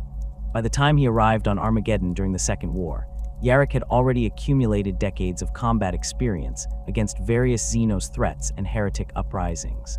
The Commissar's appearance became increasingly distinctive as the wars progressed, his body bearing the marks of countless battles. His right arm had been torn off during his first confrontation with Ghazghkull in the mid-levels of Hive Hades, the Orc warlord's power claw crushing bone and tearing through flesh before Yarrick managed to shoot out one of the greenskin's eyes. The arm was replaced with an augmetic prosthetic, but not just any mechanical limb. Yarrick commissioned the construction of a power claw, an orc weapon recovered from the battlefield and modified by Mechanicus adepts to interface with his nervous system. The choice was deliberate psychological warfare. Yarrick understood that orcs respected strength and martial prowess above all else, and wielding one of their own weapons would mark him as a worthy opponent in greenskin eyes. The power claw itself was a massive piece of machinery, far larger than a human hand, and requiring substantial modifications to Yarrick's shoulder and upper torso to support its weight and power requirements. The weapon's hydraulic systems could generate crushing force sufficient to tear through power armor or vehicle plating, while the crude but effective energy field surrounding the claw's blades allowed it to cut through nearly any material. Yarrick trained extensively with the weapon, learning to compensate for its weight and bulk until he could wield it with surprising speed and precision. In close combat, the Commissar used the power claw to devastating effect, crushing orc skulls and tearing limbs from bodies with mechanical efficiency that matched the greenskin's own brutality. Yarrick's left eye had been replaced with an augmetic unit following injuries sustained in the same battle that cost him his arm. The bionic eye was far more sophisticated than a simple visual prosthetic. Rumors circulated among both Imperial forces and orcs that Yarrick had commissioned its construction using technology salvaged from the very eye he had shot from Ghazghkull's head, though the truth of this claim remained uncertain. What was certain was that the eye glowed with a baleful red light that was visible even in daylight, giving Yarrick an intimidating appearance that reinforced his reputation. The augmetic provided enhanced visual capabilities, including thermal imaging and telescopic magnification, allowing the Commissar to assess battlefield conditions with superhuman clarity. The psychological warfare tactics Yarrick employed went far beyond his choice of augmetics. The Commissar understood that morale and perception shaped battles as surely as firepower and tactics. He made himself highly visible to both Imperial troops and Orc forces, appearing at critical points in battles where his presence could inspire human defenders or draw Orc attention. Yarrick cultivated his reputation deliberately, allowing stories of his exploits to spread through both armies. Among Imperial forces, he became a symbol of unyielding resistance, the man who had faced Ghazghkull personally and survived. Among Orcs, he became a legendary enemy, a human warrior worthy of respect and the ultimate prize for any warboss seeking to prove their strength. The Commissar's tactical approach to defending Armageddon demonstrated sophisticated understanding of both conventional military doctrine and the unique challenges posed by Orc invasions. Rather than attempting to hold every meter of ground, Yarrick organized defenses in depth that could absorb Orc assaults while inflicting maximum casualties. He positioned forces to create kill zones where Imperial firepower advantages could be maximized, using terrain and fortifications to channel Orc attacks into predetermined engagement areas. When necessary, Yarrick ordered tactical withdrawals that preserved fighting strength while denying the Orcs the decisive breakthrough they sought. His willingness to trade space for time and casualties frustrated Orc commanders who expected human forces to stand and fight to the last man at every position. Yarrick's command style combined the harsh discipline expected of a commissar with genuine concern for the soldiers under his authority. He executed officers who failed in their duties or showed cowardice, maintaining the iron discipline that kept Imperial forces functioning under extreme stress. However, he also recognized and rewarded exceptional performance, promoting capable junior officers and ensuring that acts of heroism received appropriate recognition. This balanced approach earned him respect even from troops who might otherwise have feared and resented commissarial authority. Soldiers who served under Yarrick knew they would be held to the highest standards, but they also knew their commander would not waste their lives needlessly. Ghazghkull Thraka represented the greatest Orc threat the Imperium had faced in recent centuries, a warlord whose combination of physical power and strategic genius made him uniquely dangerous. The warlord's rise to prominence began on the Orc world of Urk, where he served as a common boy in the armies of a minor warboss. During a battle against human forces, Ghazghkull suffered catastrophic head injuries that should have killed him. An Orc painboy named Mad Doc Grotznik performed experimental surgery that replaced much of Ghazghkull's skull with a crude adamantium plate, the procedure leaving the patient in a coma for weeks. When Ghazghkull finally awoke, he claimed to have received visions from the Orc gods Gork and Mork themselves, divine revelations that showed him his destiny to unite the Orc race under his leadership. The nature of these visions remained known only to Ghazghkull, but their effect on his behavior was profound and undeniable. Where most Orc warbosses relied primarily on size and strength to maintain their position, Ghazghkull demonstrated strategic thinking that defied typical greenskin behavior. He planned campaigns months or even years in advance, coordinating the movements of multiple Orc armies across vast distances toward common objectives. The warlord understood logistics and supply lines, concepts that most Orcs never considered beyond the immediate need for ammunition and fuel. Ghazghkull's ability to think strategically, while maintaining the brutal directness that Orcs respected, made him capable of achievements that would have been impossible for conventional Orc leaders. Ghazghkull's physical presence matched his intellectual capabilities. The warlord stood nearly twice the height of a normal Orc, his massive frame encased in custom mega armor that incorporated the finest technology Orc mechs could produce. The armor's force field generators created a protective barrier that could absorb tremendous punishment, while its power systems allowed Ghazghkull to wield weapons that would have been too heavy even for other mega armored knobs. The warlord's personal weapons included a massive power claw that could tear through tank armor and a custom shooter that fired shells the size of a man's fist.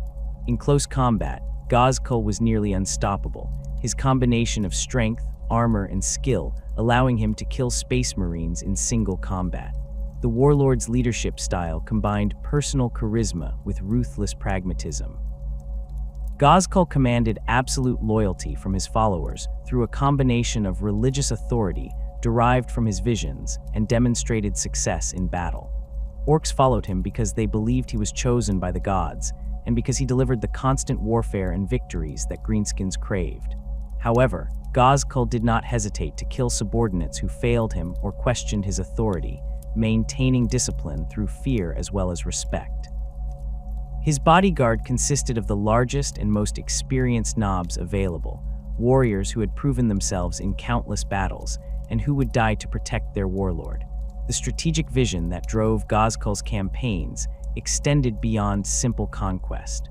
The warlord understood that Armageddon represented more than just another world to loot and destroy.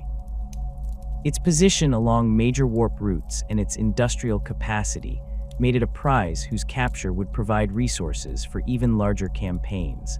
Ghazghkull saw Armageddon as a stepping stone toward his ultimate goal of uniting the scattered Orc empires into a single unstoppable Wa that would sweep across the galaxy.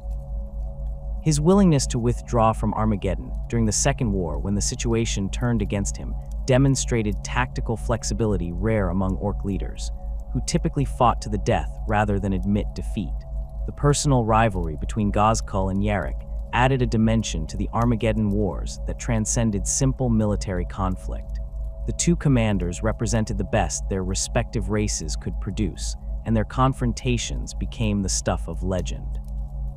Ghazghkull respected Yarrick as a worthy opponent, an attitude that had saved the Commissar's life during their first encounter.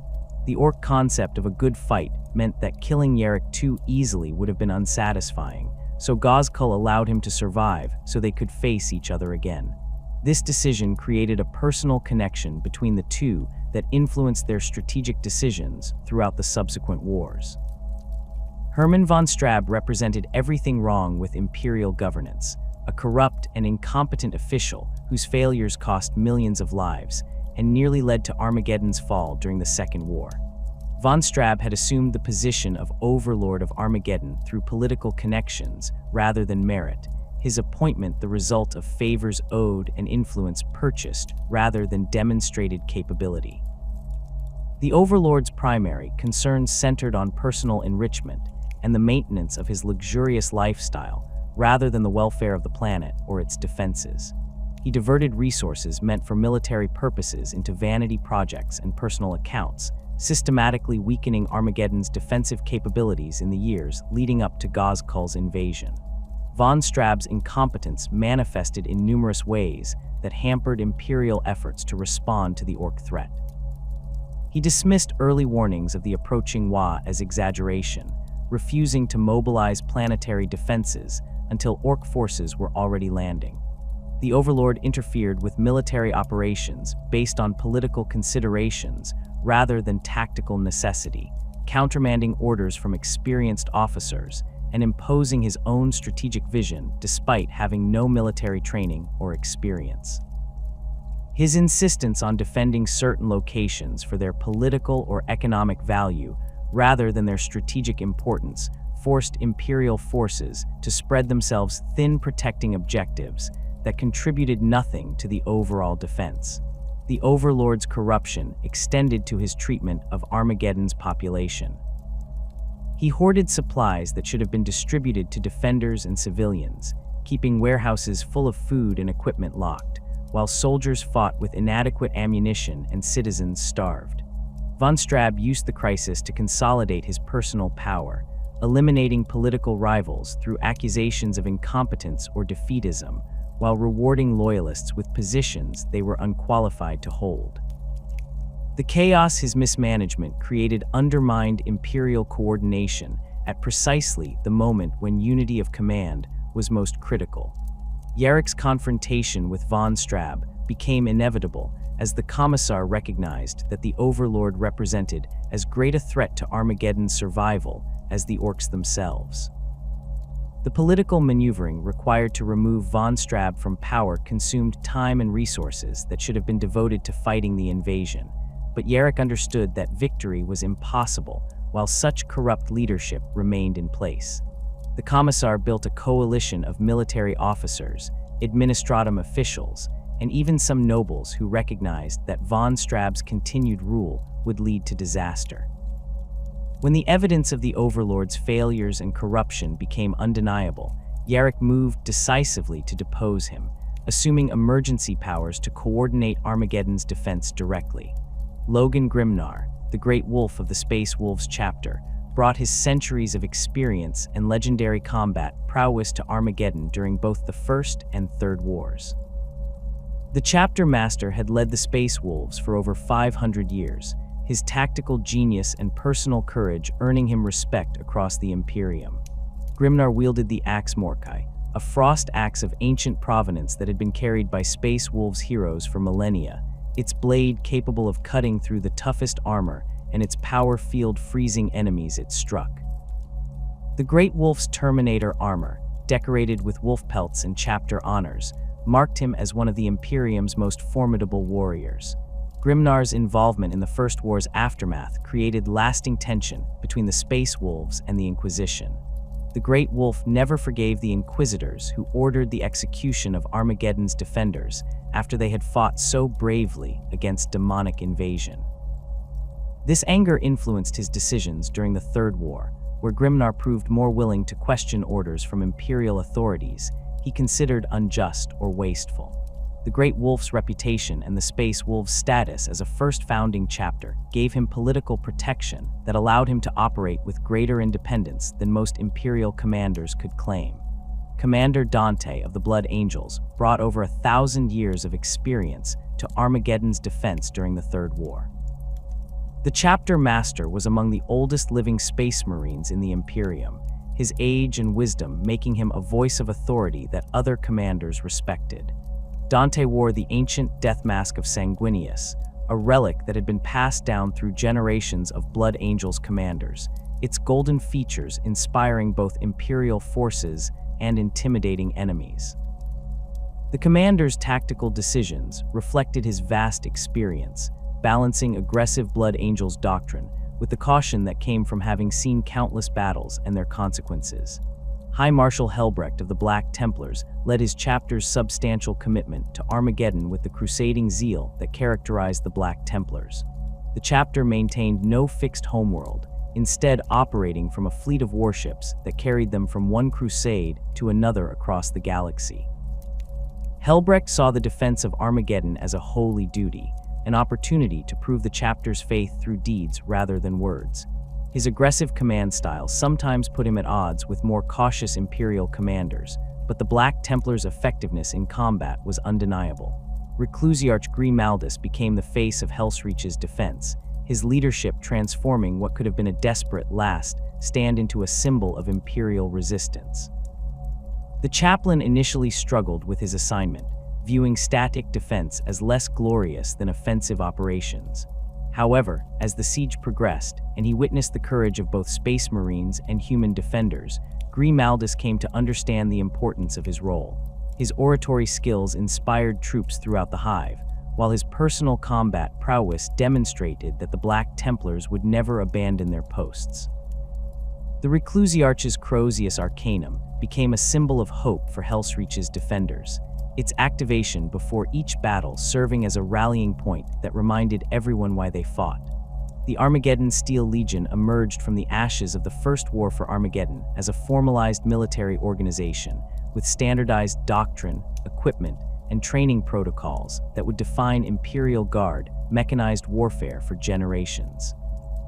The catastrophic losses suffered during the demonic invasion and the subsequent inquisitorial purge had eliminated most of Armageddon's existing military forces, creating both a crisis and an opportunity. The Adeptus Munitorum recognized that rebuilding from scratch allowed the implementation of doctrines specifically tailored to Armageddon's unique environment and strategic requirements, rather than simply replicating existing regimental structures from other worlds. The regimental organization that developed reflected the harsh realities of warfare on Armageddon's surface. Every Steel Legion regiment was built around the principle of mechanized mobility, with infantry squads mounted in Chimera armored transports as the standard rather than the exception. This approach differed significantly from most Imperial Guard formations, where mechanized infantry represented specialized or elite units rather than the baseline organization. The decision to mechanize all infantry reflected the understanding that unprotected troops could not survive extended operations in Armageddon's ash wastes or toxic industrial zones. The Chimera's enclosed troop compartment provided protection against the abrasive ash storms and poisonous atmosphere, while its armor offered defense against enemy fire, and the ability to traverse terrain that would bog down or destroy unarmored vehicles. Each Steel Legion infantry company consisted of multiple platoons, with each platoon containing several squads mounted in their own chimeras. The standard squad size matched the Chimera's passenger capacity, allowing the entire unit to deploy and fight as a cohesive element. Squad leaders received training in both dismounted infantry tactics and the coordination required to fight alongside their transport vehicle. The Chimera crews were not simply drivers and gunners, but integral members of the combat team, their multi-laser and heavy bolter providing supporting fire, while the infantry maneuvered or assaulted objectives. This integration required extensive joint training, where infantry and vehicle crews learned to think and act as a single unit, rather than separate elements that happened to share transport. Armored companies formed the hammer to the mechanized infantry's anvil in Steel Legion doctrine. These formations consisted primarily of Leman Russ battle tanks in various configurations, with the standard battle cannon variant serving as the backbone of armored firepower. The Leman Russ had proven itself across countless battlefields throughout the Imperium as a reliable and effective main battle tank, its thick armor and powerful main gun making it capable of engaging enemy armor and fortifications with equal effectiveness. Steel Legion armored companies typically included specialized variants, such as the Demolisher with its massive siege cannon for urban warfare, the Executioner with its plasma destroyer for engaging heavily armored targets, and the Exterminator with its auto cannon for anti-infantry work. The integration of infantry and armor occurred at multiple organizational levels. Company commanders coordinated their mechanized infantry and armored elements to create combined arms battle groups capable of independent operations. These battle groups included not only chimeras and Leman Russ tanks, but also artillery support in the form of Basilisk self-propelled guns, anti-aircraft protection from Hydra flak tanks, and engineering support from Trojan supply vehicles and Centaur utility carriers. The emphasis on self-sufficiency reflected lessons learned during the First War, where units cut off from higher command needed the organic capabilities to sustain combat operations without external support. Artillery held particular importance in Steel Legion doctrine, with each regiment maintaining substantial fire support assets. The Basilisk self-propelled gun provided long-range indirect fire capable of striking targets dozens of kilometers away, its Earthshaker cannon delivering high-explosive shells that could devastate infantry concentrations or damage fortifications. The mobility of self-propelled artillery matched the mechanized nature of the rest of the regiment, allowing fire support to keep pace with advancing battle groups rather than being left behind as static positions. Steel Legion artillery doctrine emphasized rapid displacement, with gun crews trained to set up, fire, and relocate before enemy counter-battery fire could find them. This shoot-and-scoot approach reduced casualties while maintaining the ability to provide continuous fire support. The distinctive uniform and equipment of the Steel Legion became iconic throughout the Imperium, their appearance instantly recognizable on battlefields across multiple sectors. The greatcoats worn by every trooper served multiple practical purposes beyond their striking visual impact. Manufactured from heavy synthetic fabric treated with chemical sealants, the coats provided protection against the ash storms that regularly swept across Armageddon's surface. The multiple layers of treated cloth helped insulate against the extreme temperature variations between scorching days and freezing nights in the ash wastes, while also offering some defense against shrapnel and glancing blows from enemy weapons. The coats extended to mid-calf length, their cut designed to allow freedom of movement while providing maximum coverage. The standard Steel Legion greatcoat featured reinforced shoulders and elbows where wear was heaviest, with additional padding in these areas providing modest protection without restricting mobility. Multiple pockets and equipment loops allowed troopers to carry ammunition, rations, and other essential items without relying entirely on backpacks or webbing. The color scheme varied slightly between regiments, but typically consisted of gray or dark green base colors with red or black trim, the somber tones helping soldiers blend into the ash waste environment. Rank insignia and unit markings were displayed on shoulder boards and sleeve patches, their placement standardized across all Steel Legion formations to ensure clear identification of command structure. The rebreather masks represented the most critical piece of Steel Legion equipment, essential survival gear rather than optional accessories. Armageddon's atmosphere contained high concentrations of volcanic ash, sulfur compounds, and other toxic materials that could cause severe respiratory damage or death with prolonged exposure. The rebreathers filtered particulates through multiple layers of synthetic mesh, while chemical scrubbers neutralized gaseous contaminants before they could reach the wearer's lungs. Each mask connected to its user's face through a tight seal that prevented unfiltered air from leaking in, the fit customized for each trooper during initial equipment issue. Fogging of the eye lenses presented a constant challenge that manufacturers addressed through various anti-fog coatings and ventilation systems, though these solutions remained imperfect and required regular maintenance. The rebreather's distinctive appearance, with its twin filter canisters and flexible hoses, became synonymous with the Steel Legion. The masks covered the lower half of the face from nose to chin, leaving the eyes exposed behind protective goggles that integrated with the rebreather's seal. Speaking while wearing a rebreather produced a characteristic muffled quality that Steel Legion troopers learned to compensate for through clear enunciation and hand signals when verbal communication proved difficult. The filter canisters required regular replacement, their effectiveness degrading after exposure to Armageddon's harsh atmosphere for extended periods. Each trooper carried multiple spare filters, and resupply of these critical items received priority equal to ammunition and water. Additional specialized equipment distinguished Steel Legion troopers from standard Imperial Guard infantry.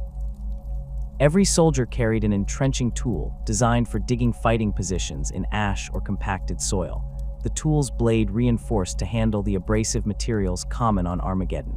Canteens held larger than standard water supplies, reflecting the increased consumption required when operating in extreme heat while wearing heavy protective gear. Ration packs were sealed against ash infiltration, their packaging designed to be opened and consumed without removing rebreathers. Communication equipment included voxcasters ruggedized against ash damage, their components sealed, and their antennas designed to function in the electrically charged atmosphere that often accompanied ash storms.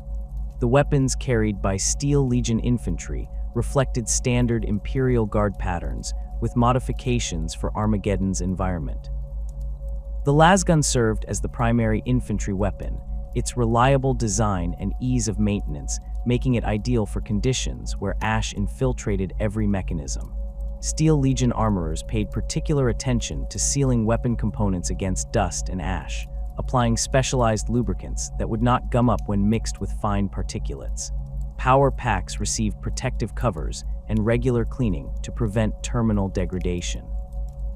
Heavy weapons teams employed auto-cannons, heavy bolters, and missile launchers, their crews trained in rapid deployment from Chimera hatches, and the coordination required to provide supporting fire for advancing infantry squads. The training regimen that transformed Armageddon's citizens into Steel Legion troopers was comprehensive and brutal, designed to prepare soldiers for the worst conditions they might encounter. Recruits underwent months of intensive instruction that covered not only basic infantry skills, but also the specialized knowledge required to survive and fight in hostile environments. Navigation training taught soldiers to find their way using compass and dead reckoning. When ash storms reduced visibility to nothing, the instructors deliberately creating disorienting conditions to simulate combat situations. Recruits learned to identify subtle environmental indicators that suggested dangerous terrain, recognizing the slight discoloration that might indicate unstable ground concealing lava tubes, or the particular quality of ash that suggested recent volcanic activity. Vehicle maintenance formed a critical component of Steel Legion training, with every trooper receiving instruction in basic mechanical skills, regardless of their primary role. Infantry soldiers learned to perform field repairs on their chimeras, understanding that a disabled transport in the ash wastes meant death for its passengers. The training covered everything from track repair and engine maintenance to the replacement of damaged armor plates and weapon systems. Instructors emphasized improvisation and making do with limited resources, teaching recruits to cannibalize damaged vehicles for parts and to jury-rig repairs using whatever materials were available. This practical focus on maintenance reflected the reality that Steel Legion regiments often operated far from established supply lines, where professional mechanicus support was unavailable. Combat training integrated infantry and armored tactics from the beginning, with recruits learning to fight as part of combined arms teams rather than as isolated infantry units. Exercises regularly brought together infantry squads, tank crews, and artillery batteries to practice coordinated operations. Infantry learned to use tanks as mobile cover during advances, positioning themselves to screen the armor against close-range threats, while the tanks provided fire support. Tank crews practiced coordinating their movements with infantry advances, learning to suppress enemy positions at the right moments to allow infantry to close and assault. Artillery crews developed the timing and communication skills necessary to deliver fire support without hitting friendly forces, a constant danger in the fluid battles that characterized mechanized warfare. The command structure of Steel Legion regiments emphasized initiative and adaptability at all levels. Junior officers received training that encouraged independent thinking and rapid decision-making in response to changing battlefield conditions. The doctrine explicitly rejected rigid adherence to predetermined plans when situations developed differently than anticipated, instead expecting officers to assess circumstances and modify their approach accordingly. This flexibility reflected lessons learned during the First War, where units that could respond quickly to unexpected threats survived, while those waiting for orders from higher command were overrun. Company and platoon commanders were trained to understand the intent behind their orders rather than simply following them by rote, allowing them to adapt their execution to local conditions while still supporting overall operational objectives. Officer traditions within the Steel Legion developed their own character, distinct from other Imperial Guard formations. The regiment's origins in the Reconstruction period meant that many early officers came from diverse backgrounds rather than traditional military aristocracies. This created a culture that valued demonstrated competence over social status or family connections, though political considerations still influenced promotion decisions at senior levels. Steel Legion officers were expected to lead from the front, sharing the dangers and hardships of their troops rather than directing operations from safe rear positions. This expectation created high casualty rates among junior officers, but also earned the respect of enlisted soldiers who knew their commanders understood the realities of combat firsthand. The cultural identity of the Steel Legion was forged through 3 major wars defending Armageddon and shaped by the harsh environmental conditions that defined daily life on the planet. Soldiers developed a grim pragmatism that accepted high casualties and brutal conditions as the price of survival. The constant exposure to death and destruction created a dark humor that outsiders often found disturbing, with troopers joking about situations that would horrify civilians. This gallows humor served as a psychological defense mechanism that allowed soldiers to process the horrors they witnessed without succumbing to despair or madness. Steel Legion veterans could discuss the most terrible battles with an almost casual detachment that masked the psychological scars they carried. The experience of fighting 3 separate wars against existential threats created a sense of shared identity that transcended the diverse origins of Armageddon's repopulated citizenry. Soldiers from dozens of different worlds found common ground in their service to the Steel Legion, the shared hardships and dangers creating bonds that replaced the cultural connections they had left behind. Regimental traditions developed that honored the sacrifices of previous generations while creating new customs that reflected the Steel Legion's unique character. Veterans who survived multiple campaigns became living repositories of tactical knowledge and combat experience, their insights valued by commanders and passed down to new recruits through informal mentorship relationships. The Steel Legion's reputation as elite mechanized infantry specialists spread throughout the Imperium as regiments were deployed to campaigns across multiple sectors. Their expertise in combined arms operations and ability to fight effectively in hostile environments made them valuable assets for campaigns where conventional infantry struggled. Steel Legion regiments participated in the defense of Forge worlds, where toxic industrial atmospheres required protective equipment similar to that used on Armageddon. They fought in ash wastes and volcanic regions on other planets, where their environmental training gave them significant advantages over less specialized forces. Naval commanders requested Steel Legion regiments for boarding actions and ship-to-ship combat, where their experience fighting in confined, hazardous conditions proved invaluable. Notable engagements beyond Armageddon demonstrated the versatility and effectiveness of Steel Legion doctrine. During the Pacina campaign, Steel Legion regiments deployed to counter an orc invasion of a mining world whose atmosphere had been poisoned by centuries of industrial pollution. The troopers' rebreather equipment and training in toxic environments allowed them to operate effectively where other Imperial Guard units would have required extensive logistical support for environmental protection. The mechanized mobility of Steel Legion forces proved decisive in the planet's open mining regions, where their armored columns outmaneuvered orc formations and destroyed enemy supply lines before the Greenskins could consolidate their positions. The Hadron incursion saw Steel Legion forces fighting alongside Space Marines of the Imperial Fists chapter to repel a Chaos warband attempting to capture a strategically vital fortress world. The Steel Legion's ability to coordinate with Space Marine forces demonstrated the quality of their training and leadership, with regimental commanders successfully integrating their operations with the Adeptus Astartes without the friction that sometimes occurred when Guard units worked alongside the Emperor's finest warriors. Steel Legion armored companies provided mobile fire support for Space Marine advances, while mechanized infantry secured objectives and held ground that the Space Marines had cleared of enemy forces. The defense of Volcanus Secundus against a Tyranid splinter fleet tested Steel Legion capabilities against an enemy completely different from the orcs they had fought on Armageddon. The Hive fleet's bioorganisms proved resistant to many conventional weapons, but the Steel Legion's heavy armor and artillery provided the firepower necessary to destroy the largest Tyranid creatures.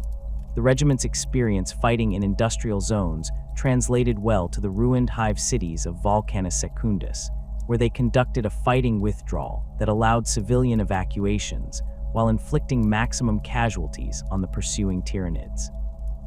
The campaign cost the Steel Legion regiments involved nearly 70% casualties, but their sacrifice bought time for Imperial Navy vessels to evacuate millions of civilians who would otherwise have been consumed by the Hive fleet. The departure of Ghazghkull Thraka from Armageddon did not signal the end of warfare on the planet. The Orc warlord's withdrawal in pursuit of his greater vision left behind substantial greenskin populations that had become entrenched across multiple continents. These remnant forces numbered in the millions, scattered throughout the ash wastes, volcanic jungles, and even within sections of Hive cities that had changed hands multiple times during the fighting. The Orcs who remained were not simply defeated stragglers awaiting elimination, but functioning warbands with their own leaders, supply chains, and territorial holdings. Some had been deliberately left behind to tie down Imperial forces, while Ghazghkull pursued larger objectives elsewhere in the galaxy. Others had simply become separated from the main Wa during the chaotic fighting and continued their war independently, as Orcs were naturally inclined to do. The Imperial command structure on Armageddon faced the grim reality that complete elimination of the Orc presence would require decades of sustained military operations, if it could be achieved at all. Greenskin spores released by dead Orcs ensured that new generations would continue sprouting from the contaminated soil for centuries to come. Every battlefield where orcs had died became a potential spawning ground for future threats, the microscopic spores incredibly resilient and capable of surviving in even the harshest conditions.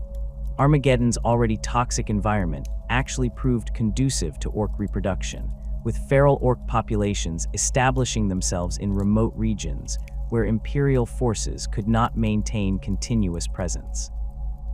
These feral tribes would grow and eventually produce more sophisticated orcs who would remember, through their genetic memory, the great wars their ancestors had fought. The strategic decision was made to contain rather than eliminate the orc threat entirely. Imperial forces established control over the major hive cities and critical industrial zones, while accepting that large portions of Armageddon's surface would remain contested territory for the foreseeable future. This approach allowed the planet to resume industrial production and maintain its strategic value to the Imperium, while acknowledging the practical impossibility of achieving total victory. The Ash Wastes became a permanent war zone where Steel Legion patrols clashed with orc warbands in running battles that rarely achieved decisive results but prevented the Greenskins from massing for major offensives. The equatorial jungles remained largely in orc hands, their dense vegetation and hostile environment making large-scale clearance operations prohibitively expensive in terms of casualties and resources. The transformation of Armageddon into a militarized fortress world accelerated in the years following Ghazghkull's departure. The planet had always maintained substantial military forces given its strategic position, but the scale of the Third War demonstrated that previous defensive measures had been inadequate. The Administratum authorized massive investments in permanent fortifications, military infrastructure, and garrison forces that would ensure Armageddon could withstand future threats without requiring the same level of emergency reinforcement that had been necessary during the Third War. The cost of these improvements was astronomical, but the alternative of losing Armageddon entirely would have been far worse given the planet's industrial output and position along critical warp routes. Multiple Space Marine chapters established permanent presences on Armageddon, an unusual arrangement that reflected both the ongoing threat and the planet's strategic importance. The Black Templars maintained a substantial garrison in Hive Hellsreach, the city they had defended so stubbornly during the Third War. The chapter's crusading nature meant they did not maintain traditional homeworlds, making the establishment of a permanent base on Armageddon consistent with their operational doctrine. Black Templar strike cruisers regularly docked at Armageddon's orbital facilities, their crews rotating through the surface garrison to gain combat experience against the persistent orc threat. The chapter's presence provided both a powerful deterrent against major orc offensives and a training ground where initiates could prove themselves in real combat. The Salamanders established facilities near Hive Volcanus, their expertise in operating in extreme heat and their concern for civilian protection making them natural choices for defending the volcanic regions.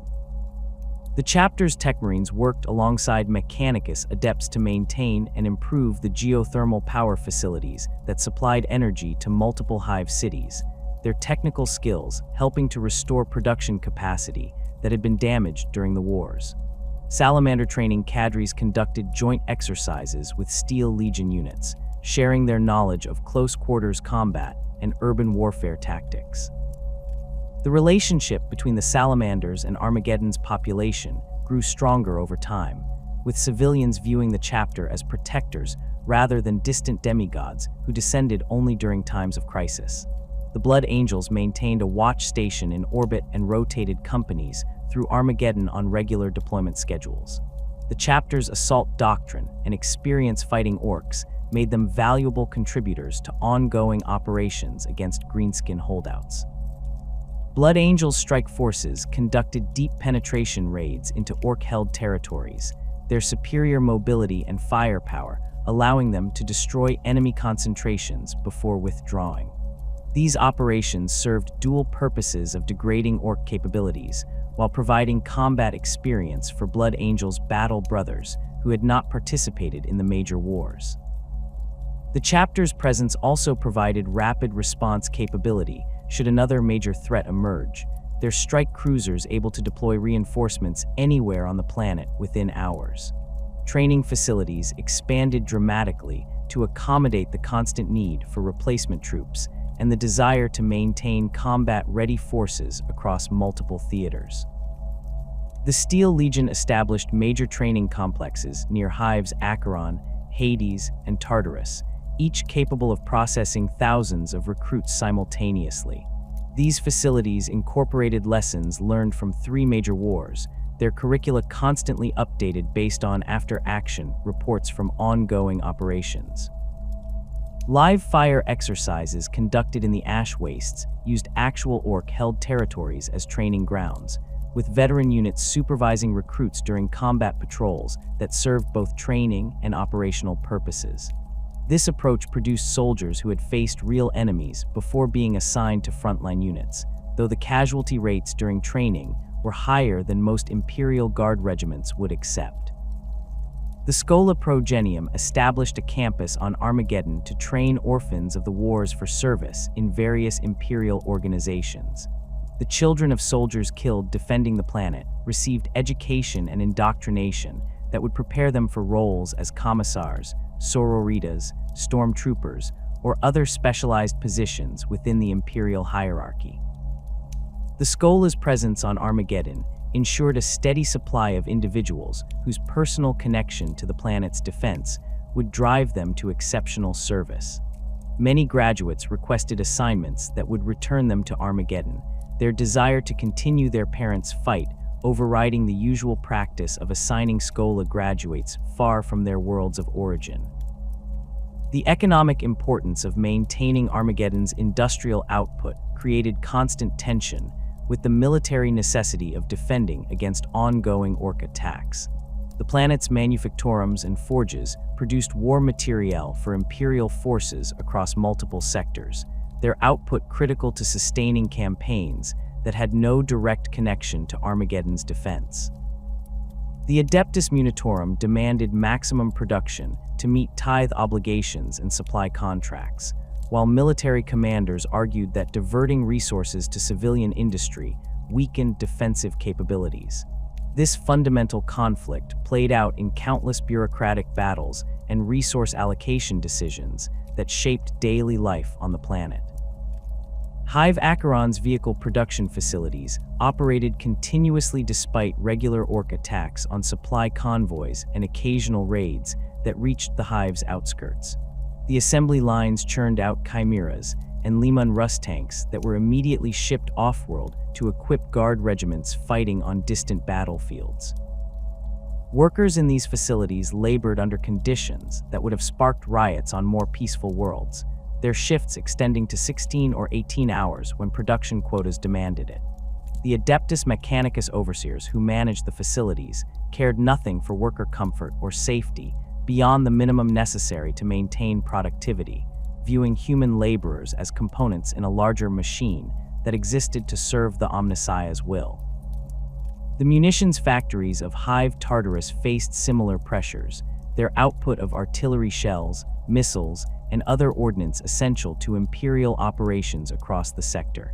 The facilities operated with skeleton maintenance crews and deferred critical repairs to maximize production, a decision that resulted in regular catastrophic accidents. Explosions that killed hundreds of workers were investigated only long enough to determine whether sabotage was involved before production resumed in undamaged sections.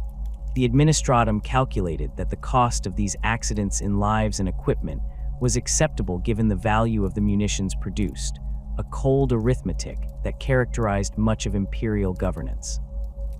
The food production infrastructure struggled to feed Armageddon's massive population, while agricultural zones remained contested or had been destroyed during the wars. Fungus farms in the underhives expanded into any available space, their crops providing barely adequate nutrition to workers whose caloric needs were calculated with precision that left no margin for waste. Synthetic nutrient production increased to supplement fungal crops, though the quality of these foods declined as manufacturers cut costs to meet demand. Rationing became a permanent feature of civilian life, with food distribution tied to work performance and loyalty ratings. Black markets flourished in every hive, their operators trading in real food, clean water, and other luxuries that most citizens could only dream of obtaining through legitimate channels. The strategic importance of Armageddon within broader Imperial defense planning grew as the 41st millennium drew toward its close.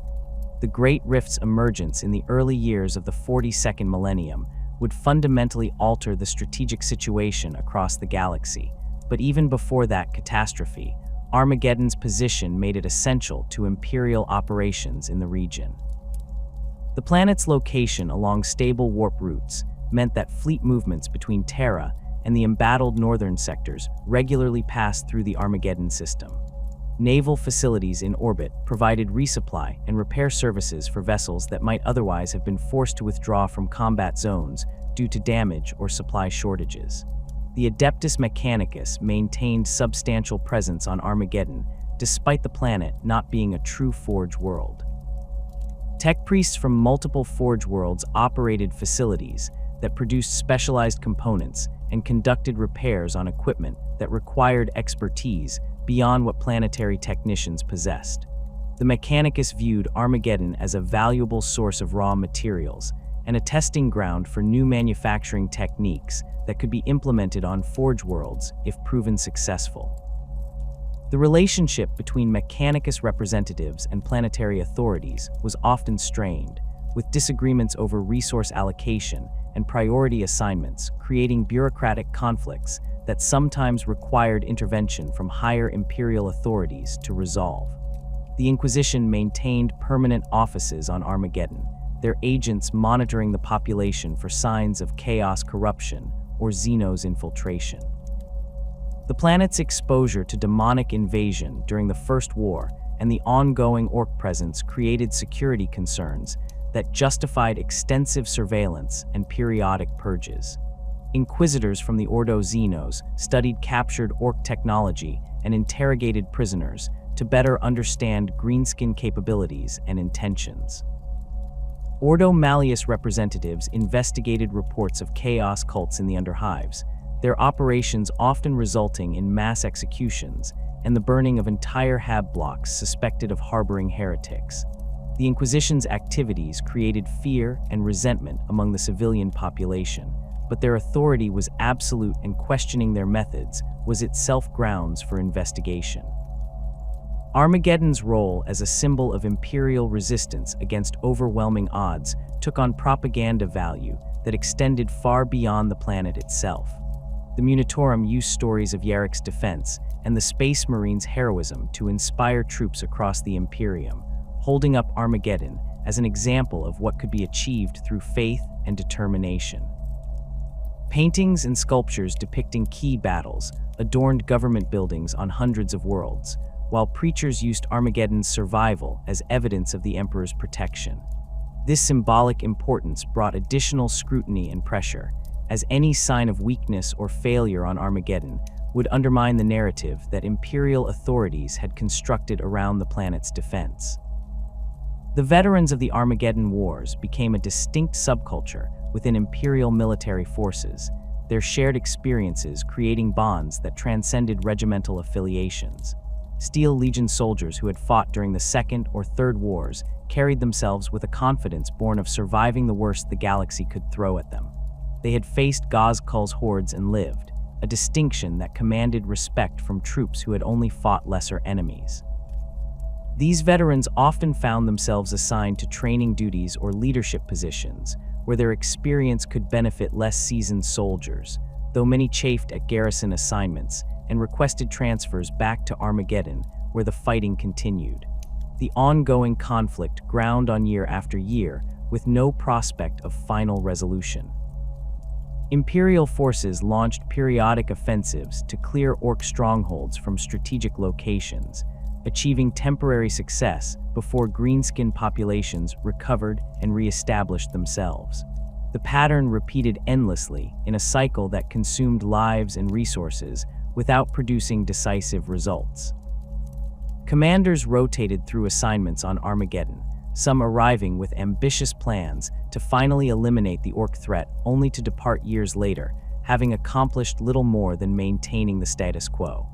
The planet had become a meat grinder that processed soldiers and equipment at a steady rate, its strategic importance ensuring that the Imperium would continue feeding resources into the conflict regardless of cost. The psychological toll on Armageddon's population manifested in various ways that authorities struggled to address. Rates of mental illness climbed steadily as civilians endured constant warfare and the grinding poverty that came with a militarized economy. Suicide rates increased despite the best efforts of ecclesiarchy preachers to provide spiritual comfort and remind citizens that their suffering served the emperor's will. Drug abuse became endemic in the underhives, where workers sought chemical escape from lives of unrelenting hardship. The armadas responded to these problems with brutal enforcement that treated symptoms rather than causes, their mass arrests and executions doing little to address underlying issues. Religious fervor intensified among significant portions of the population who sought meaning in faith when material conditions offered no hope for improvement. The ecclesiarchy encouraged this devotion, building new cathedrals and shrines throughout the hive cities, where citizens could gather for services that promised spiritual rewards for earthly suffering. Some preachers developed followings that bordered on cult status, their sermons attracting thousands who sought reassurance that their sacrifices mattered in the grand scheme of the emperor's plan.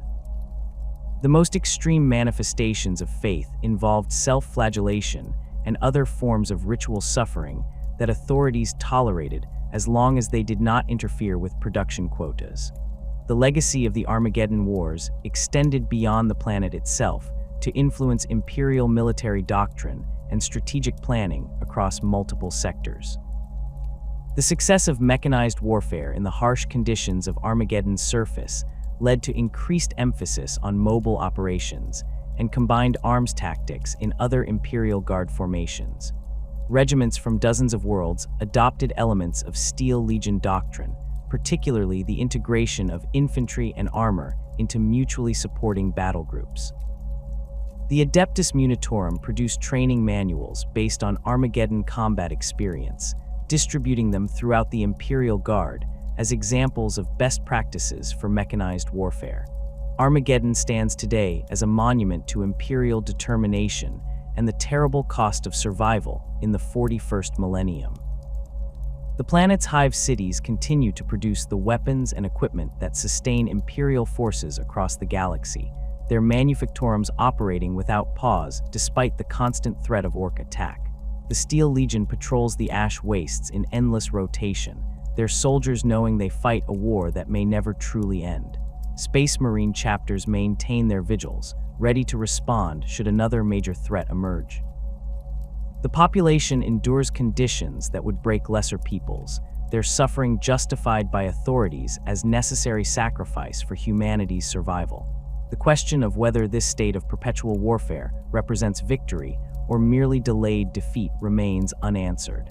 Armageddon has not fallen to its enemies, but neither has it achieved the peace that victory should bring.